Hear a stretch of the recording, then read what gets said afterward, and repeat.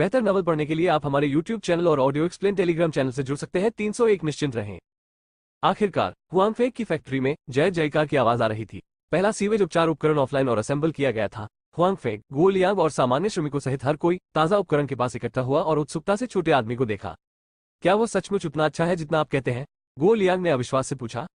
बिल्कुल, हुआंगफेंग अभी भी आश्वस्त है और फिर उसने उस पर महारत हासिल करने के लिए कहा, कृपया उस पर महारत हासिल करें।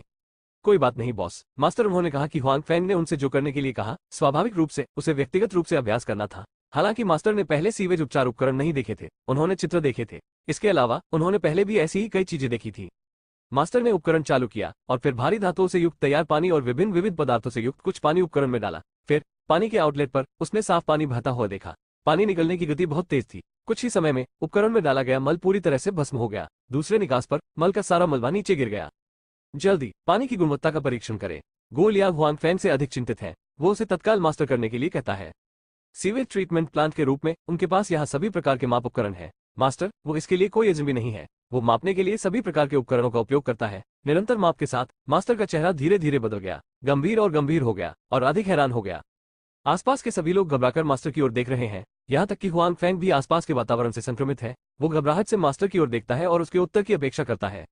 यह आश्चर्यजनक है। बहुत देर तक मास्टर, उसने यंत्र निकाला और भावुक होकर बोला, ये कैसा है मास्टर? वो आपका मतलब ये है? गुओ लियांग ने उत्सुकता से कहा कि वो वास्तव में कारखाने को बहुत महत्व देते हैं। हालांकि उनका हिस्सा छोटा था, फिर भी उन्होंने अपनी सारी बचत निवेश कर दी। हुआंगफेंग के विपरीत वो स्टोरेज बॉक्स का उपयोग करके अन्य चैनलों के माध्यम से पैसा प्राप्त कर सकता था। भले ही परियोजना विफल हो गई, इससे कोई फर्क नहीं पड़ता।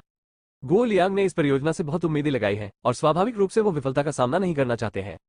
इस जल में सभी प्रकार के प्रदूषण तत्वों को अत्यंत सुरक्षित स्तर तक कम कर दिया गया है, जिनमें वे भारी धातु तत्व भी शामिल हैं जो शरीर को बहुत नुकसान पहुंचाते हैं। लेकिन मानव शरीर के लिए आवश्यक सूक्ष्म तत्व भी कम नहीं है। ऐसा कहा जा सकता है कि इस उपकरण द्वारा उपचारित पानी हमारे द्वारा आमतौर पर उपयोग किए जाने वाले घरेलू पानी से बेहतर है और उन खनिज पानी की तुलना में साफ है। इसे सीधे पीने में कोई समस्या नहीं है। मास्टर ने हैरान चेहरे के साथ कहा कि वो पूरी तरह से शांत नहीं हुआ है। हालांकि हुआंगफेंग ने कहा कि यह उपकरण पूरी तरह से सीवेज से निपट सकता है। आखिरकार शिफू ने इसे अपनी आंखों से नहीं देखा और उसे इस पर विश्वास नहीं हुआ। लेकिन अब हुआंगफेंग ने पहले जो कहा वो अतिरंजित या रूढ़िवादी भी नहीं है। क्या यह सचमुच बहुत अच्छा है? गुओ लियांग ने आश्चर्य से पूछा। जब उसने मास्टर को देखा तो उसने अपना सिर हिलाया, मुस्कुराते हुए कहा, बहुत बढ़िया, बहुत अच्छा। आसपास के कर्मचारी भी खुश हैं। हालांकि वे सिर्फ सामान्य कर्मचारी हैं और कंपनी ने बहुत पैसा कमाया है, वे इसे साझा नहीं कर सकते। लेकिन वे अब भी खुश हैं। फैक्ट्री के उत्पाद अच्छे हैं और बेचे जा सकते हैं, इसलिए उनके पास नौकरियां हैं और वे अपनी नौकरियां नहीं खोएंगे। इसके अलावा यदि उत्पाद लोकप्रिय है तो उन्हें वेतन में भी वृद्धि मिल सकती है ना? क्या आपको राहत मिली? हुआंगफेंग ने मुस्कुराते हुए गुओ लियांग से कहा। चिंता मत करो, पूरी तरह से, गुओ लियांग ने हंसते हुए कहा। हालांकि बाजार में कई सीवेज उपचार उपकरण हैं, लेकिन उनकी दक्षता उनके साथ बिल्कुल अतुलनीय है। इसके अलावा आमतौर पर एक प्रकार के उपकरण केवल एक प्रकार के सीवेज से निपट सकते हैं, लेकिन उनमें से एक भौतिक प्रदूषण और रासायनिक प्रदूषण है। यहाँ तक कि माइक्रोबियल प्रदूषण को भी एक बार में हल किया जा सकता है और गति तेज है, इसलिए इसका उपयोग करना आसान नहीं है। जब तक जो लोग अंधे नहीं हैं वे जानते हैं कि उनके उपकरण कितने अच्छे हैं। गुओ लियांग का मानना है कि उनके उपकरण बिक्री के बारे में कभी चिंता नहीं करेंगे। हम ईंधन उत्पादन जारी रखेंगे। हमारे उपकरणों का पहला बैच बिकने के बाद आप में से प्रत्येक को वेतन में वृद्धि मिलेगी, हुआंगफेंग ने कई कर्मचारियों से जोर से कहा। बॉस जिंदाबाद! लोगों ने तुरंत जय जयकार की। इस तरह उन्हें यह सुनना अच्छा लगता था। इससे पहले सुबह में हुआंगफेंग ने कहा कि उनके उपकरण एक ही उद्योग के सभी उपकरणों से आगे थे। वे इस पर विश्वास नहीं करते थे, लेकिन अब वे इस पर विश्वास करते हैं। आखिरकार इस उद्योग में ये सभी पुराने कर्मचारी हैं। उनका फैसला अभी भी बाकी है। उनके उपकरण उसी उद्योग से आगे होने चाहिए। हमारी कंपनी में कई अन्य उपकरण हैं जो कमजोर नेता नहीं है। उत्साहित कर्मचारियों को देखकर हुआंगफेंग का दिल भी बहुत खुश है। मूलतः वो सभी को वेतन में वृद्धि देने जा रहा था। आखिरकार ये लोग फैक्ट्री में कर्मचारियों का पहला बैच हैं जो वरिष्ठ स्तर के माने जाते हैं। हालांकि उनके पास ज्यादा तकनीक नहीं है। हुआंगफेंग को उम्मीद है कि उनमें से प्रत्येक उपकरण की बड़ी बिक्री से अमीर बनने में सक्षम होगा। वैसे पागल, हमारे डिवाइस का नाम क्या है? गुओ लियांग ने पूछा। नाम रुइजी है, हुआंगफेंग ने सोचा और कहा। गुओ लियांगियन ने कुछ शब्द कहे। उन्हें लगा कि नाम बुरा नहीं है, इसलिए उन्होंने कोई आपत्ति नहीं जताई। उसके बाद उन्होंने फैक्ट्री का नाम रुइजी रखने का निर्णय लिया और फौरन फैक्ट्री के सामने का नाम बदल दिया। अब जब उपकरण का उत्पादन हो चुका है तो अगली बात उन्हें जल्द से जल्द बेचना है। अब कारखाने में बहुत कम लोग हैं और विशेष बिक्री कर्मी भी नहीं है, जो निश्चित रूप से अच्छा नहीं है। हुआंगफेंग ने कहा कि गुओ मेंगन और झोउ रोलान केवल दो लोग थे जो पहले आसपास के कारखानों की स्थिति की जांच करने के लिए निकले थे। बाद में जब बिक्री आधिकारिक तौर पर शुरू हुई तो जाहिर तौर पर केवल इन दो लोगों पर भरोसा करना पर्याप्त नहीं था, इसलिए लोगों को भर्ती करना आवश्यक था। ठीक है, मुझे ये पता है, इसलिए ये जल्दी होगा। गुओ लियांग ने यह भी कहा कि उन्हें पहले डिवाइस पर ज्यादा भरोसा नहीं था, इसलिए वो लोगों को भर्ती नहीं करना चाहते थे, लेकिन अब लगता है कि ऐसा करना ही होगा। कल शनिवार है, मेरे पास समय है। मुझे लोगों को भर्ती करने के लिए प्रतिभा बाजार में जाने दो। यहाँ कारखाना है, मैं चाहता हूँ कि आप इसे देखें, हुआंगफेंग ने कहा। ठीक है, कोई बात नहीं, इस तरह ड्रीमहैन को आपकी मदद करने दीजिए, यह अकेले आपके लिए सुविधाजनक नहीं है, गो लियांग ने सोचा और कहा। हाँ, हुआंग फैंग ने भी मना नहीं किया। बेहतर नॉवल पढ़ने के लिए आप हमारे यूट्यूब चैनल और ऑडियो एक्सप्लेन टेलीग्राम चैनल से जुड़ सकते हैं। 302 कितना सरल। जब हुआंग फैंग रात में वापस गया तो उसे स्टोरेज बॉक्स में जादुई स्क्रॉल मिला। इस स्क्रॉल को सीखना पिछले बुनियादी जादू की तुलना में कहीं अधिक कठिन है। आपको इस स्क्रॉल में अपनी मानसिक शक्ति डालने की जरूरत है, इस जादू के इशारे, चलने के मार्ग और मंत्र को समझने की जरूरत है, और फिर आप इस जादू को सीख सकते हैं। ये सिर्फ इतना है कि हुआंग फैंग अब ये जादू नहीं सीख सकता है, अपनी सीखने की कठिनाई का तो जिक्र ही नहीं कर सकता, लेकिन इसका उपयोग भी नहीं कर सकता। इसका उपयोग करने के बाद न केवल उसकी खेती पर असर पड़ेगा, बल्कि उसकी बाद की खेती की प्रगति भी धीमी हो जाएगी। हुआंग फैंग स्वाभाविक रूप से यह जोखिम नहीं उठाना चाहते। इस स्क्रॉल को स्टोरेज बॉक्स में डालने के बाद हुआंग फैंग को फिलहाल इसकी कोई परवाह नहीं होगी। ये फिलहाल उपलब्ध नहीं है, इसलिए स्टोरेज बॉक्स में रखने के लिए ये सबसे उपयुक्त है। बेशक हुआंग फैंग ने इसके बारे में नहीं सोचा, उन्हें अभ्यास के लिए उस स्तर तक पहुंचने तक इंतजार करना पड़ा। ऐसे में थोड़ी देर तो होनी ही चाहिए। हुआंग फैंग ने बस कुछ दिन इंतजार किया। अब हुआंग फैंग अच्छे मूड में है। आखिरकार उनका पहला उत्पाद पहले ही सामने आ चुका है और वो बाजार से प्रतिक्रिया का इंतजार कर रहे हैं। हुआंग फैंग को अभी भी इस पर कुछ भरोसा है। हालांकि जिउक्सियांग गहरी लेन की सच्चाई से डरता है, हुआंग फैंग भी इसे समझते हैं, इसलिए उसे सेल्समैन को इसे बेचने के लिए आने देने के लिए एक विज्ञापन बनाना होगा। अगली सुबह जैसे ही हुआंग फैंग ने कपड़े धोना समाप्त किया, दरवाजे पर दस्तक शुरू हो गई। बॉस, लियांग जी ने मुझे आज आपका अनुसरण करने के लिए कहा, ये कहते हुए कि मैं कर्मचारियों की भर्ती के लिए प्रतिभा बाजार में जाऊंगा। ये गो मेंगन था जिसे गो लियांग ने हुआंग फैंग की मदद करने के लिए व्यवस्थित किया था। ठीक है, 1 मिनट रुको, मैंने नाश्ता बना लिया है, खत्म हो गया है, चलो साथ चलते हैं, हुआंग फैंग ने कहा। वैसे अगर यह कारखाने में नहीं है तो बेहतर होगा कि आप मेरा नाम या भाई फैंग कहें। गैर कार्य घंटों के दौरान हुआंग फैंग गो मेंगन के साथ साझा नहीं करना चाहते थे। आखिरकार यह 1 या 2 दिन का समय नहीं है जब से हम एक दूसरे को जानते हैं, हम पहले से ही दोस्त हैं। मैं तुम्हें बाद में भाई फैंग कहूंगा। गो मेंगन स्वाभाविक रूप से हुआंग फैंग के प्रस्ताव को अस्वीकार नहीं करेंगे। वास्तव में वो हुआंग फैंग के साथ बहुत कुछ साझा नहीं करना चाहती है, खासकर जब वो सोचती है कि रोलो ने उससे क्या कहा था। क्या मैं आपकी मदद कर सकता हूँ? गो मेंगन हुआंग फैंग को रसोई में प्रवेश करते हुए देखता है और हुआंग फैंग की मदद करना चाहता है।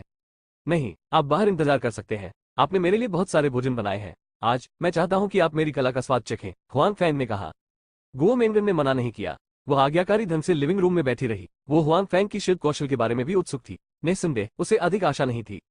हालांकि अंडे के साथ हुआंग फैंग के साधारण तले हुए चावल का स्वाद चखने के बाद उसने अपने पिछले विचार को पलट दिया। हुआंग फैंग की तकनीक उनकी तकनीक से भी बेहतर है और बहुत बेहतर है।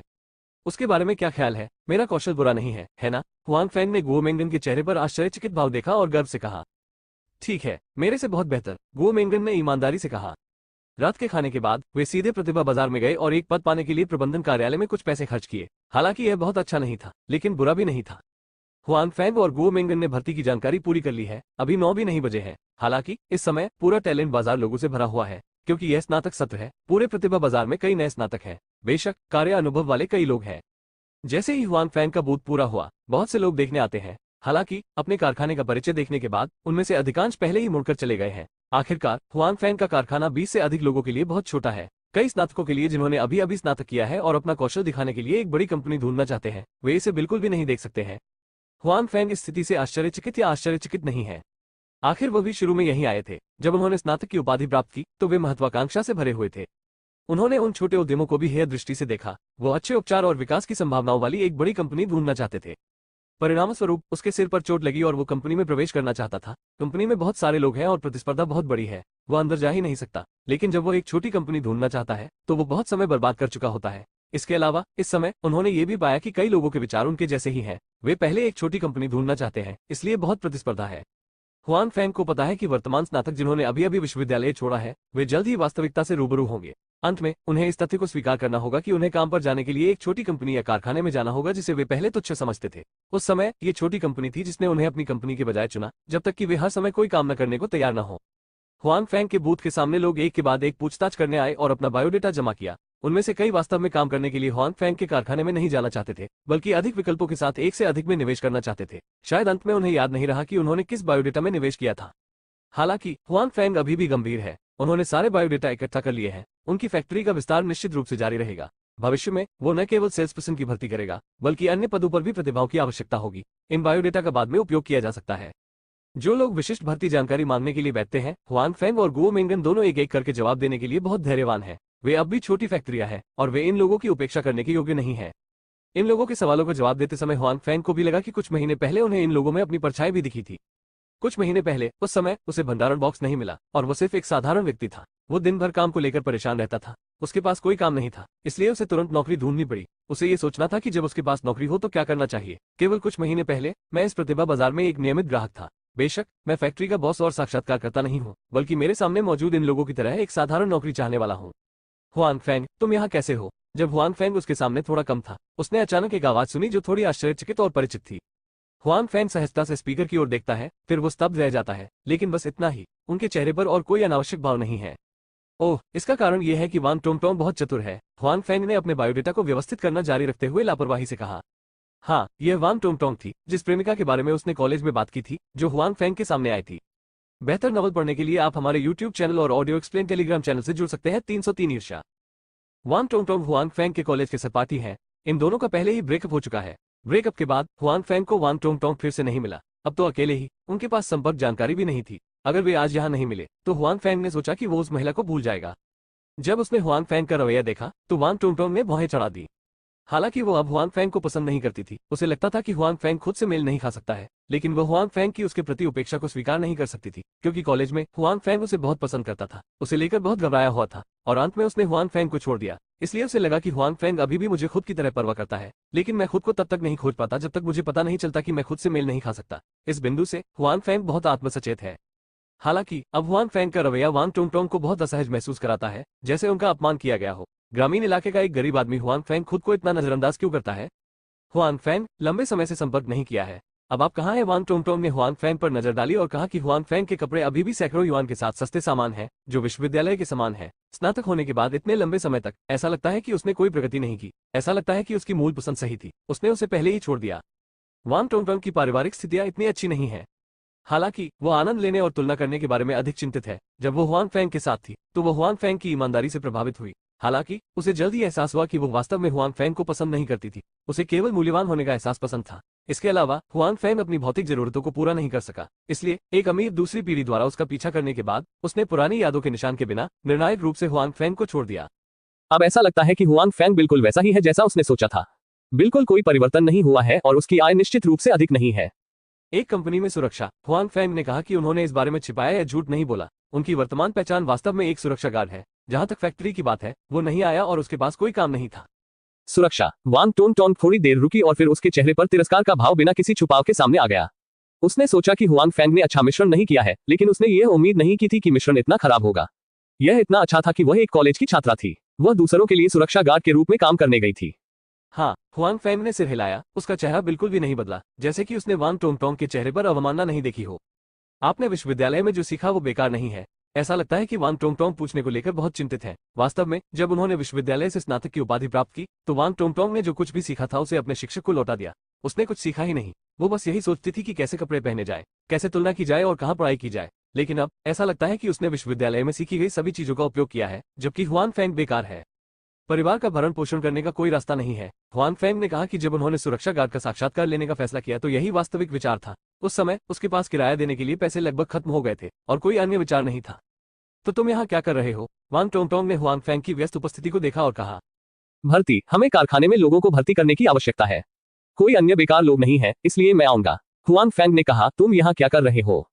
आपकी तरह ये भर्ती है, लेकिन मुझे यहाँ बैठने की जरूरत नहीं है। मैं कंपनी के कार्मिक विभाग का नेता हूँ, वांग टोंगटोंग ने गर्व से कहा। उसी समय उन्होंने हुआंग फेंग के कारखाने का परिचय भी देखा। परिणामस्वरूप उसने पाया कि यह 20 से अधिक लोगों वाली एक छोटी सी फैक्ट्री थी। उसने यह मान लिया कि हुआंग फेंग इस कारखाने में एक सुरक्षा गार्ड था। हुआंग फेंग का भविष्य क्या है? इस समय एक लड़की वांग टोंगटोंग के पास आई और बोली, प्रबंधक वांग, आपके लिए वहां जाने के लिए कुछ है। अच्छा ऐसा है। वांग टोंगटोंग ने अपने चेहरे पर गर्व के साथ सिर हिलाया और फिर हुआंग फेंग से कहा, मुझे कुछ और करना है, चलो पहले चलते हैं। आप व्यस्त हैं। हुआंग फेंग को कोई परवाह नहीं थी। वांग टोंगटोंग घूमती है और चली जाती है, लेकिन जब वह निकलती है तो उसकी नजर थोड़ी देर के लिए हुआंग फेंग के बगल में गो मिंगन पर टिकी रहती है और उसके चेहरे पर संदेह और ईर्ष्या का निशान होता है। ये लड़की हुआंग फेंग की सहकर्मी होनी चाहिए। वह बहुत सुंदर है। वह अवश्य ही जूनियर होगी। वांग टोंगटोंग ने दुर्भावनापूर्वक सोचा कि निश्चित रूप से वह ये नहीं सोचेगी कि गो मिंगन हुआंग फेंग की प्रेमिका थी। हुआंग फेंग जैसे व्यक्ति की इतनी खूबसूरत प्रेमिका कैसे हो सकती है? जहां तक ये सोचने की बात है कि दूसरा व्यक्ति कनिष्ठ है, वो ईर्ष्या से भरी हुई है, क्योंकि वो एक ऐसी व्यक्ति है और यहाँ तक कि उसकी वर्तमान स्थिति अभी भी भौतिक है, इसलिए वो किसी को भी उससे अधिक सुंदर नहीं देख सकती है। भाई फेंग, वो महिला कौन है? वांग टोंगटोंग के चले जाने के बाद गुओ मेंगन ने पूछा। हुआंग फैंग ने पहले उनका परिचय नहीं दिया था, इसलिए हालांकि गुओ मेंगन हुआंग फैंग की बातचीत सुन रहे थे, लेकिन उन्होंने बीच में नहीं रोका। ओह, एक सहपाठी, हुआंग फैंग ने लापरवाही से कहा, इन बायोडेटा को दूर रख दे, शायद हम बाद में उनका उपयोग करेंगे। हुआंग फैंग को अभी भी वांग टोंगटोंग की ज्यादा परवाह नहीं है, उनकी नजर में वांग टोंगटोंग इन बायोडेटा जितना महत्वपूर्ण नहीं है। ठीक है, गुओ मेंगन ने अपना बायोडेटा हटा दिया। हालांकि बहुत से लोग अपने कारखाने का परिचय पढ़ने के बाद चले गए, विशेषकर वे कॉलेज छात्र जिन्होंने अभी अभी स्नातक किया है। आखिरकार बिक्री का वेतन आयोग से संबंधित है। इतनी छोटी फैक्ट्री में उत्पादों के लिए अच्छा बाजार नहीं मिलेगा। उस स्थिति में उनके पास आयोग नहीं होगा। यदि वेतन समाप्त हो गया है तो यह असेंबली लाइन पर सामान्य श्रमिकों जितना अच्छा नहीं है। इसलिए वे सभी स्नातक जो सोचते हैं कि वे स्मार्ट हैं, चले गए। हालांकि अभी भी ऐसे लोग हैं जो नौकरी के लिए आवेदन करते हैं और इसके लिए तीव्र इच्छा दिखाते हैं। ठीक उसी तरह जैसे जब हुआंग फैंग शुरुआत में नौकरी की तलाश में थे, तब इन लोगों को बहुत बार चुप कराया गया था। अब उन्हें बस नौकरी चाहिए और वे बाकी पहलुओं के बारे में ज्यादा नहीं सोचते। इन लोगों के लिए एक साधारण साक्षात्कार के बाद हुआंग फैंग ने उन सभी को छोड़ दिया जो आवश्यकताओं को पूरा करते थे। सामान्यतया विक्रेता की आवश्यकताएं वाक्पटुता, त्वरित सोच और बहिर्मुखता होनी चाहिए। क्योंकि हुआंग फैंग को रुइजी पर भरोसा है, उन्होंने इन उम्मीदवारों के लिए कुछ आवश्यकताओं में ढील दी। बेहतर नॉवल पढ़ने के लिए आप हमारे YouTube चैनल और ऑडियो एक्सप्लेन टेलीग्राम चैनल से जुड़ सकते हैं। 304 क्यू मिंगशुंग के संदेह। दोपहर के मध्य में हुआंग फैंग और गुओ मेंगन ने कुछ और लोगों को भर्ती किया। उनमें से अधिकांश को बिक्री पदों पर व्यवस्थित किया जाएगा और अन्य को क्रमिक रूप से व्यवस्थित किया जाएगा। जहां तक सामान्य कर्मचारियों की भर्ती का सवाल है तो यह अपेक्षाकृत सरल होगी। यदि कारखाने के गेट पर एक भर्ती संक्षिप्त मुहर चिपका दी जाती है तो कई लोग कारखाने में आएंगे, लेकिन उन्हें यहां भर्ती करने के लिए हुआंग फैंग की आवश्यकता नहीं है। दोपहर में हुआंग फैंग ने वांग टोंगटोंग से भी कई बार मुलाकात की। ऐसा नहीं है कि वो एक दूसरे को देखना चाहते हैं, बल्कि वो अपने स्टॉल के सामने घूमना पसंद करते हैं जब दूसरे पक्ष के पास करने के लिए कुछ नहीं होता है। उसी समय एक उपनेता हुआंग फैंग को सिखाता है कि कर्मियों को कैसे करना है, लोगों को कैसे देखना है और कर्मचारियों की भर्ती कैसे करनी है। हुआंग फैंग बस मुस्कुराई और उत्तर दिया, लेकिन उसने और कुछ नहीं कहा। गुओ मेंगन इसे नहीं देख सका। हालांकि वो दूसरी पार्टी के साथ हुआंग फैंग के रिश्ते के बारे में निश्चित नहीं थी, इसलिए उसने कुछ नहीं कहा। आप कैसे हैं, क्या आप ठीक हैं? दोपहर में हुआंग फैंग और गुओ मेंगन फिर से कारखाने में लौट आए। ये बुरा नहीं है, उनमें से कुछ को भर्ती कर लिया गया है। फिलहाल वे पर्याप्त होने चाहिए। हालांकि हमारी फैक्ट्री का विस्तार होना चाहिए, इसलिए हम भर्ती नहीं रोक सकते, हुआंग फैंग ने कहा। बिल्कुल। उपकरण का प्रभाव अपनी आंखों से देखने के बाद गुओ लियांग काफी महत्वाकांक्षी थे। फैक्ट्री के भविष्य को लेकर वो पहले की तरह निराशावादी नहीं थे। भले ही हुआंग फैंग विस्तार नहीं करना चाहते थे, वे सुझाव देंगे। जब हुआंग फैंग कार्यशाला में घूमने के लिए गई तो गुओ मेंगन और गुओ लियांग ने उस महिला के बारे में बात की जिससे वो आज प्रतिभा बाजार में मिली थी। आखिरकार हुआंग फैंग और गुओ लियांग कॉलेज के छात्र हैं और आज की महिला भी हुआंग फैंग की सहपाठी है, इसलिए गुओ लियांग को उस व्यक्ति को जानना चाहिए। तुम्हारा मतलब है कि तुमने आज वांग टोंगटोंग को देखा? गुओ लियांग ने आश्चर्य से कहा। हाँ, भाई फैंग ने उसे यही कहा था, गुओ मेंगन ने कहा। वो पागलों की एक कॉलेज गर्लफ्रेंड थी, लेकिन अलग होने से पहले उन्होंने लंबे समय तक बात नहीं की, गुओ लियांग ने कहा। आह, प्रेमिका, गुओ मेंगन ने चिल्लाकर कहा। उसने यह नहीं सोचा था कि जिस महिला ने उसे असहज महसूस कराया वो विश्वविद्यालय में हुआंग फैंग की प्रेमिका थी। हाँ, लेकिन उस महिला ने अंततः एक अमीर दूसरी पीढ़ी से नाता तोड़ लिया और एक पागल आदमी से नाता तोड़ने की पहल की। गुओ लियांग ने कुछ तिरस्कार के साथ कहा कि हुआंग फैंग के मित्र और अच्छे दोस्त होने के नाते वो हुआंग फैंग और वांग टोंगटोंग के बारे में स्पष्ट थे, इसलिए उन्हें यह भी पता था कि वांग टोंगटोंग किस तरह के व्यक्ति थे। ये पता चला है कि इसीलिए महिला इतनी असहज महसूस करती है। गुओ मेंगन ने कहा कि पूर्व निर्धारित कारण के कारण गुओ मेंगन ने हुआंग फैंग के प्रति वांग टोंगटोंग के रवैये को देखा और उस पर कोई अच्छा प्रभाव नहीं डाला। अब उसके चरित्र के बारे में सुनने के बाद वो उसे और भी अधिक नापसंद करने लगा। तुम किस बारे में बात कर रहे हो? इस समय हुआंग फैंग भी वापस आए और पूछा कि उन्होंने दोनों को बातचीत करते कब देखा। क्या आपने आज वांग टोंगटोंग को देखा? गुओ लियांग ने पूछा। गुओ मेंगन थोड़ा शर्मिंदा है। उसे डर है कि हुआंग फैंग को लगता है कि उसके पास कहने के लिए बहुत कुछ है, लेकिन हुआंग फैंग को इसकी परवाह नहीं है और वो कहता है, हाँ, ऐसा लगता है कि वो अच्छी तरह घुल मिल गया है। तुम्हें उससे प्यार तो नहीं होगा ना? गुओ लियांग ने पूछा कि उन्हें पहले भी ऐसी चिंताएं थी। हालांकि गुओ मेंगन ने अपना सिर नीचे कर लिया, लेकिन उसने अपने कान ऊपर उठाए। जाहिर है वो हुआंग फैंग के मुंह से मिले उत्तर को लेकर उत्सुक और चिंतित थी। ऐसा कैसे हो सकता है कि जब मेरा ब्रेकअप हुआ तो मैंने पूरी तरह से हार मान ली, हुआंग ने कहा। अब मैं उसे लगभग एक सामान्य सहपाठी की तरह देखता हूँ। कोई नाराजगी नहीं, गुओ लियांग ने कहा। आखिरकार हुआंग फैंग अभी भी शुरुआत में वांग टोंगटोंग को बहुत पसंद करते थे, लेकिन बाद में उन्होंने उनसे संबंध तोड़ लिया और एक अमीर दूसरी पीढ़ी के साथ उनके अच्छे संबंध बनने में ज्यादा समय नहीं लगा। हुआंग फैंग के दिल में नाराजगी होना सामान्य बात थी। शुरुआत में मैं थोड़ा असहज था, लेकिन मैं लंबे समय से इसे खोलना चाहता था, हुआंग फैंग ने कहा। बस खुल जाओ, ऐसी औरत तुम्हारी पुरानी यादों के लायक नहीं है, गुओ लियांग ने कहा। इसके बारे में बोलते हुए उन्होंने गुओ मेंगन को अपनी आंखों से देखा और फिर कहा, वास्तव में आपको चारों ओर देखना चाहिए, शायद आप बेहतर पा सकते हैं। गुओ लियांग की आंखों को महसूस करते हुए गुओ मेंगन का चेहरा थोड़ा लाल था। इसके विपरीत हुआंग फैंग को ज्यादा कुछ महसूस नहीं हुआ। उसने सोचा कि गुओ लियांग उसे सांत्वना दे रहा है। जब वो काम छोड़ने वाला था तो हुआंग फैंग को क्यू मिंगशुंग का फोन आया। उसने कहा कि वो घर पर बोर हो रहा है और उसे साथ में खाना खाने के लिए कहा। इसके बारे में सोचने के बाद हुआंग फैंग सहमत हुए कि उनका इससे कोई लेना देना नहीं है। आप पहले से बेहतर हो क्या? अच्छे माहौल वाले एक रेस्तरां में हुआंग फैंग ने क्यू मिंगशुंग को अपने लिए बुलाते हुए देखा। मैं बहुत बेहतर महसूस कर रहा हूँ। अगर मुझे पता चलता है कि मेरे शरीर में गोली लगी है तो मुझे ऐसा लगता है कि मैं सामान्य लोगों से अलग नहीं हूँ। क्यू मिंगशुंग ने मुस्कुराते हुए कहा, वो अपनी वर्तमान शारीरिक स्थिति के बारे में बहुत स्पष्ट है और वास्तव में सामान्य लोगों से अलग नहीं है। यह अच्छा है, लेकिन गोली निकाल देना बेहतर है। हुआन फैंग ने कहा, शरीर में गोलियां लगना आखिरकार अच्छी बात नहीं है, इसे जल्दी बाहर निकाला जाना चाहिए। वैसे मैंने आज तुम्हें फोन किया था। असल में मुझे तुमसे कुछ पूछना है, मैं खुद नहीं जानता। मुझे विश्वास है कि तुम मेरी मदद कर सकते हो। क्यू मिंगशुंग ने हुआन फैंग से कहा। क्या चल रहा है? हुआन फैंग ने क्यू मिंगशुंग की ओर देखा, जो अपने चेहरे पर गंभीर था। वह हैरान था। मुझे हमेशा लगता है कि पिछली बार आपने मुझे जो खाना दिया था उसके बाद मेरे शरीर में हवा का प्रवाह हो रहा है। हालांकि ऐसा लगता है कि मेरे शरीर को कोई नुकसान नहीं हुआ है और इससे मेरा शरीर तेजी से ठीक भी हो रहा है। मुझे इसकी परवाह नहीं थी इसके बारे में पहले भी। हालांकि इतने दिनों से हवा का प्रवाह अभी भी मेरे शरीर में है। क्यू मिंगशुंग ने अपने दिल में संदेह पूछा। हुआन फैंग इस पर आश्चर्यचकित थे। क्या यह जुगुओं की वजह से था? यदि आपने गलत अनुमान नहीं लगाया है तो यह वायु प्रवाह जुगो लेने का प्रभाव होना चाहिए, जो मूल आंतरिक शक्ति या जादुई शक्ति है। केवल इसलिए कि क्यू मिंगशुंग ने कोई साधना कौशल नहीं सीखा है, उसके पास उस वायु प्रवाह को निर्देशित करने का कोई तरीका नहीं है। वो उन्हें केवल अपने शरीर में गड़बड़ी करने दे सकती है। हुआन फैंग ने सोचा कि झुगुओ केवल उपयोगकर्ता को साधना की गति बढ़ाने और उसके शरीर को बेहतर बनाने में मदद कर सकता है, लेकिन अब ऐसा लगता है कि झुगुओ का प्रभाव उसके विचार से बेहतर है। यहाँ तक कि क्यू मिंगशुंग, जिन्होंने पहले कोई कौशल नहीं सीखा है, शरीर में परिवर्तन के बाद भी उनके शरीर में वायु प्रवाह होता है। केवल हुआन फैंग को यह नहीं पता था कि क्यू मिंगशुंग के साथ वायु प्रवाह की व्याख्या कैसे की जाए। आखिरकार आम लोगों के लिए ऐसी चीजें मान्यता से परे लगती है।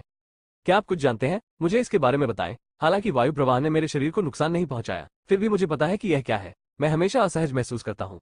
क्यू मिंगशुंग ने हुआन फैंग की अभिव्यक्ति को देखा और जानता था कि हुआन फैंग को पता होना चाहिए कि क्या है उसके शरीर में वायु का प्रवाह था, लेकिन उसे नहीं पता था कि ऐसा क्यों है। वो ये कहने को तैयार नहीं दिखे। बेहतर नॉवल पढ़ने के लिए आप हमारे YouTube चैनल और ऑडियो एक्सप्लेन टेलीग्राम चैनल से जुड़ सकते हैं। 305 और प्रकटीकरण। हुआन फैंग स्वाभाविक रूप से जानता था या अनुमान लगा सकता था कि वह अतीत को भुलाने का बहाना ढूंढना चाहता था। हालांकि क्यू मिंगशुंग की उत्सुक आंखों को देखकर उसने अपना मन बदल लिया। सच कहूं तो हुआन फैंग अभी भी क्यू मिंगशुंग पर बहुत भरोसा करता है। उसने पहले भी उसके सामने जुमी जादुई रेशम के दस्ताने और जू गुओ के मामलों को उजागर किया है। दूसरा पक्ष उत्सुक होगा। हालांकि जब उसने कहा कि वो उन्हें कुछ समय के लिए गुप्त रखना चाहता है तो दूसरे पक्ष ने न केवल दोबारा नहीं पूछा बल्कि उसे गुप्त रखने में मदद भी की, यहाँ तक कि उसके पिता ने भी नहीं की। इस कारण से वो एक भरोसेमंद व्यक्ति है। पिछली बार मैंने तुम्हें कुछ खाने को दिया था, यह कोई आम बात नहीं है। इसके बारे में सोचने के बाद हुआन फैंग ने सच बताने का फैसला किया। बेशक मुझे पता है कि यह सामान्य नहीं है, ये रामबाण है। आपने ये कहा। क्यू मिंगशुंग ने चिढ़ाते हुए कहा। बेशक वो जानती थी कि हुआन फैंग पिछली बार उससे झूठ बोल रहा था, लेकिन अब ऐसा लगता है कि हुआन फैंग सच बताने के लिए तैयार है। क्यू मिंगशुंग की बातें सुनकर हुआन फैंग थोड़ा शर्मिंदा हुआ। इससे कोई फर्क नहीं पड़ता कि उसका शुरुआती बिंदु क्या था। उसने उस समय दूसरे पक्ष को धोखा दिया। जिस व्यक्ति को खुद पर भरोसा हो उसके लिए धोखा देना कोई सुखद बात नहीं है। अगर वो चीज रामबाण है तो ये बहुत ज्यादा नहीं हो सकती, क्योंकि जब तक उस चीज को खाने के बाद दूसरे पक्ष के पास सांस है तब तक वो जान बचा सकती है, चाहे दूसरे पक्ष को पहले कितनी ही चोटें क्यों न लगी हो, हुआन फैंग ने कहा। क्यू मिंगशुंग का चेहरा और अधिक गंभीर हो गया। हुआन फैंग की बातें सुनने के बाद उसे भी एहसास हुआ कि यह कितना कीमती था। इसके अलावा उसने नहीं सोचा था कि हुआन फैंग खुद से झूठ बोल रही थी, क्योंकि इसका असर उसका अपना अनुभव था। धन्यवाद, क्यू मिंगशुंग ने गंभीरता से कहा। हुआन फैंग ने हाथ हिलाया और परवाह नहीं की। वो नहीं चाहता था कि क्यू मिंगशुंग उसे धन्यवाद दे, बल्कि वो चाहता था कि उसे पता चले कि यह चीज वास्तव में कीमती है। जू गुओ नाम की वो चीज न केवल लोगों को बचा सकती है बल्कि जीवन को लंबा करने में भी योगदान दे सकती है, और यहाँ तक कि लोगों के शरीर में सुधार भी कर सकती है। हुआन फैंग ने आगे कहा। बेशक इनका आपके शरीर में वायु प्रवाह से कोई लेना देना नहीं है। जो वास्तव में मायने रखता है वो ये है कि इसका एक और प्रभाव है जो उपयोगकर्ताओं की साधना गति को बढ़ा सकता है।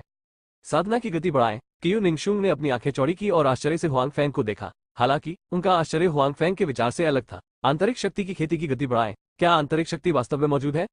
क्या आप आंतरिक शक्ति को भी जानते हैं? अब जिज्ञासु होने की बारी हुआन फैंग की है। ठीक है, मैंने इसके बारे में पहले सुना था। क्यू मिंगशुंग ने इसे छिपाया नहीं। उसके बाद क्यू मिंगशुंग ने हुआन फैंग को बताया कि वो क्या जानती थी। वास्तव में इस दुनिया में ऐसे लोग भी हैं जो अभ्यास करते हैं। हालांकि अभ्यास करने वालों में से अधिकांश बाहरी कुंग-फू है। ऐसे बहुत से लोग नहीं हैं जो वास्तव में आंतरिक शक्ति का अभ्यास कर सकते हैं, और वे दुर्लभ हैं। कम से कम क्यू मिंगशुंग ने इसे कभी नहीं देखा है। हालांकि उन्होंने सुना है कि एक महिला जिया के रूप में जो अपराधियों के खिलाफ लड़ना अपना कर्तव्य मानती है, क्यू मिंगशुंग उन लोगों से ईर्ष्या करती है जो ऐसा करते हैं। ये सिर्फ इतना है कि उसके पास पहले ऐसा अवसर नहीं था, इसलिए वो अपनी आंतरिक शक्ति विकसित नहीं कर सकी, और यहाँ तक कि इस बात पर भी संदेह हुआ कि इसका अस्तित्व था भी या नहीं।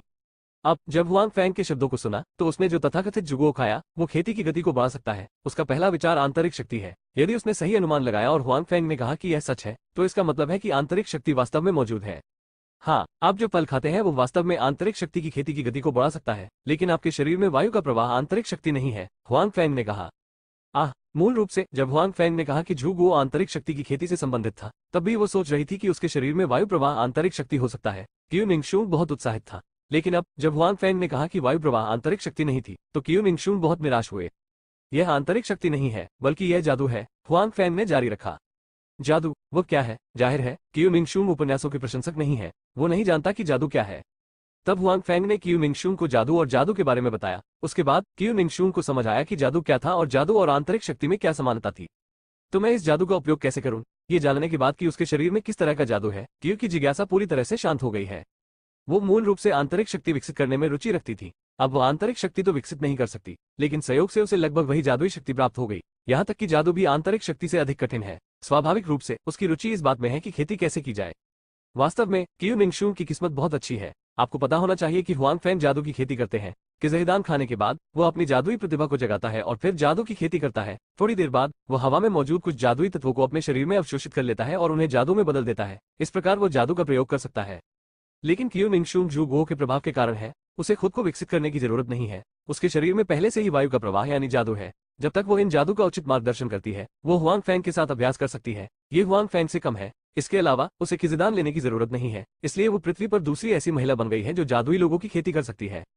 पहले देखने के लिए आप इसे वापस ले सकते हैं। हुआंग फैंग ने जादुई ढंग से ध्यान का परिचय निकाला और क्यू मिंगशुम को सौंप दिया, जिन्होंने कहा, हालांकि आपको मुझसे वादा करना होगा कि यह मामला आपके माता पिता सहित अन्य लोगों को नहीं पता चलेगा। हुआंग फैंग वास्तव में थोड़ा असहज है। इस बार यह पिछली बार से अलग है। इसे तो खाया ही जाता है।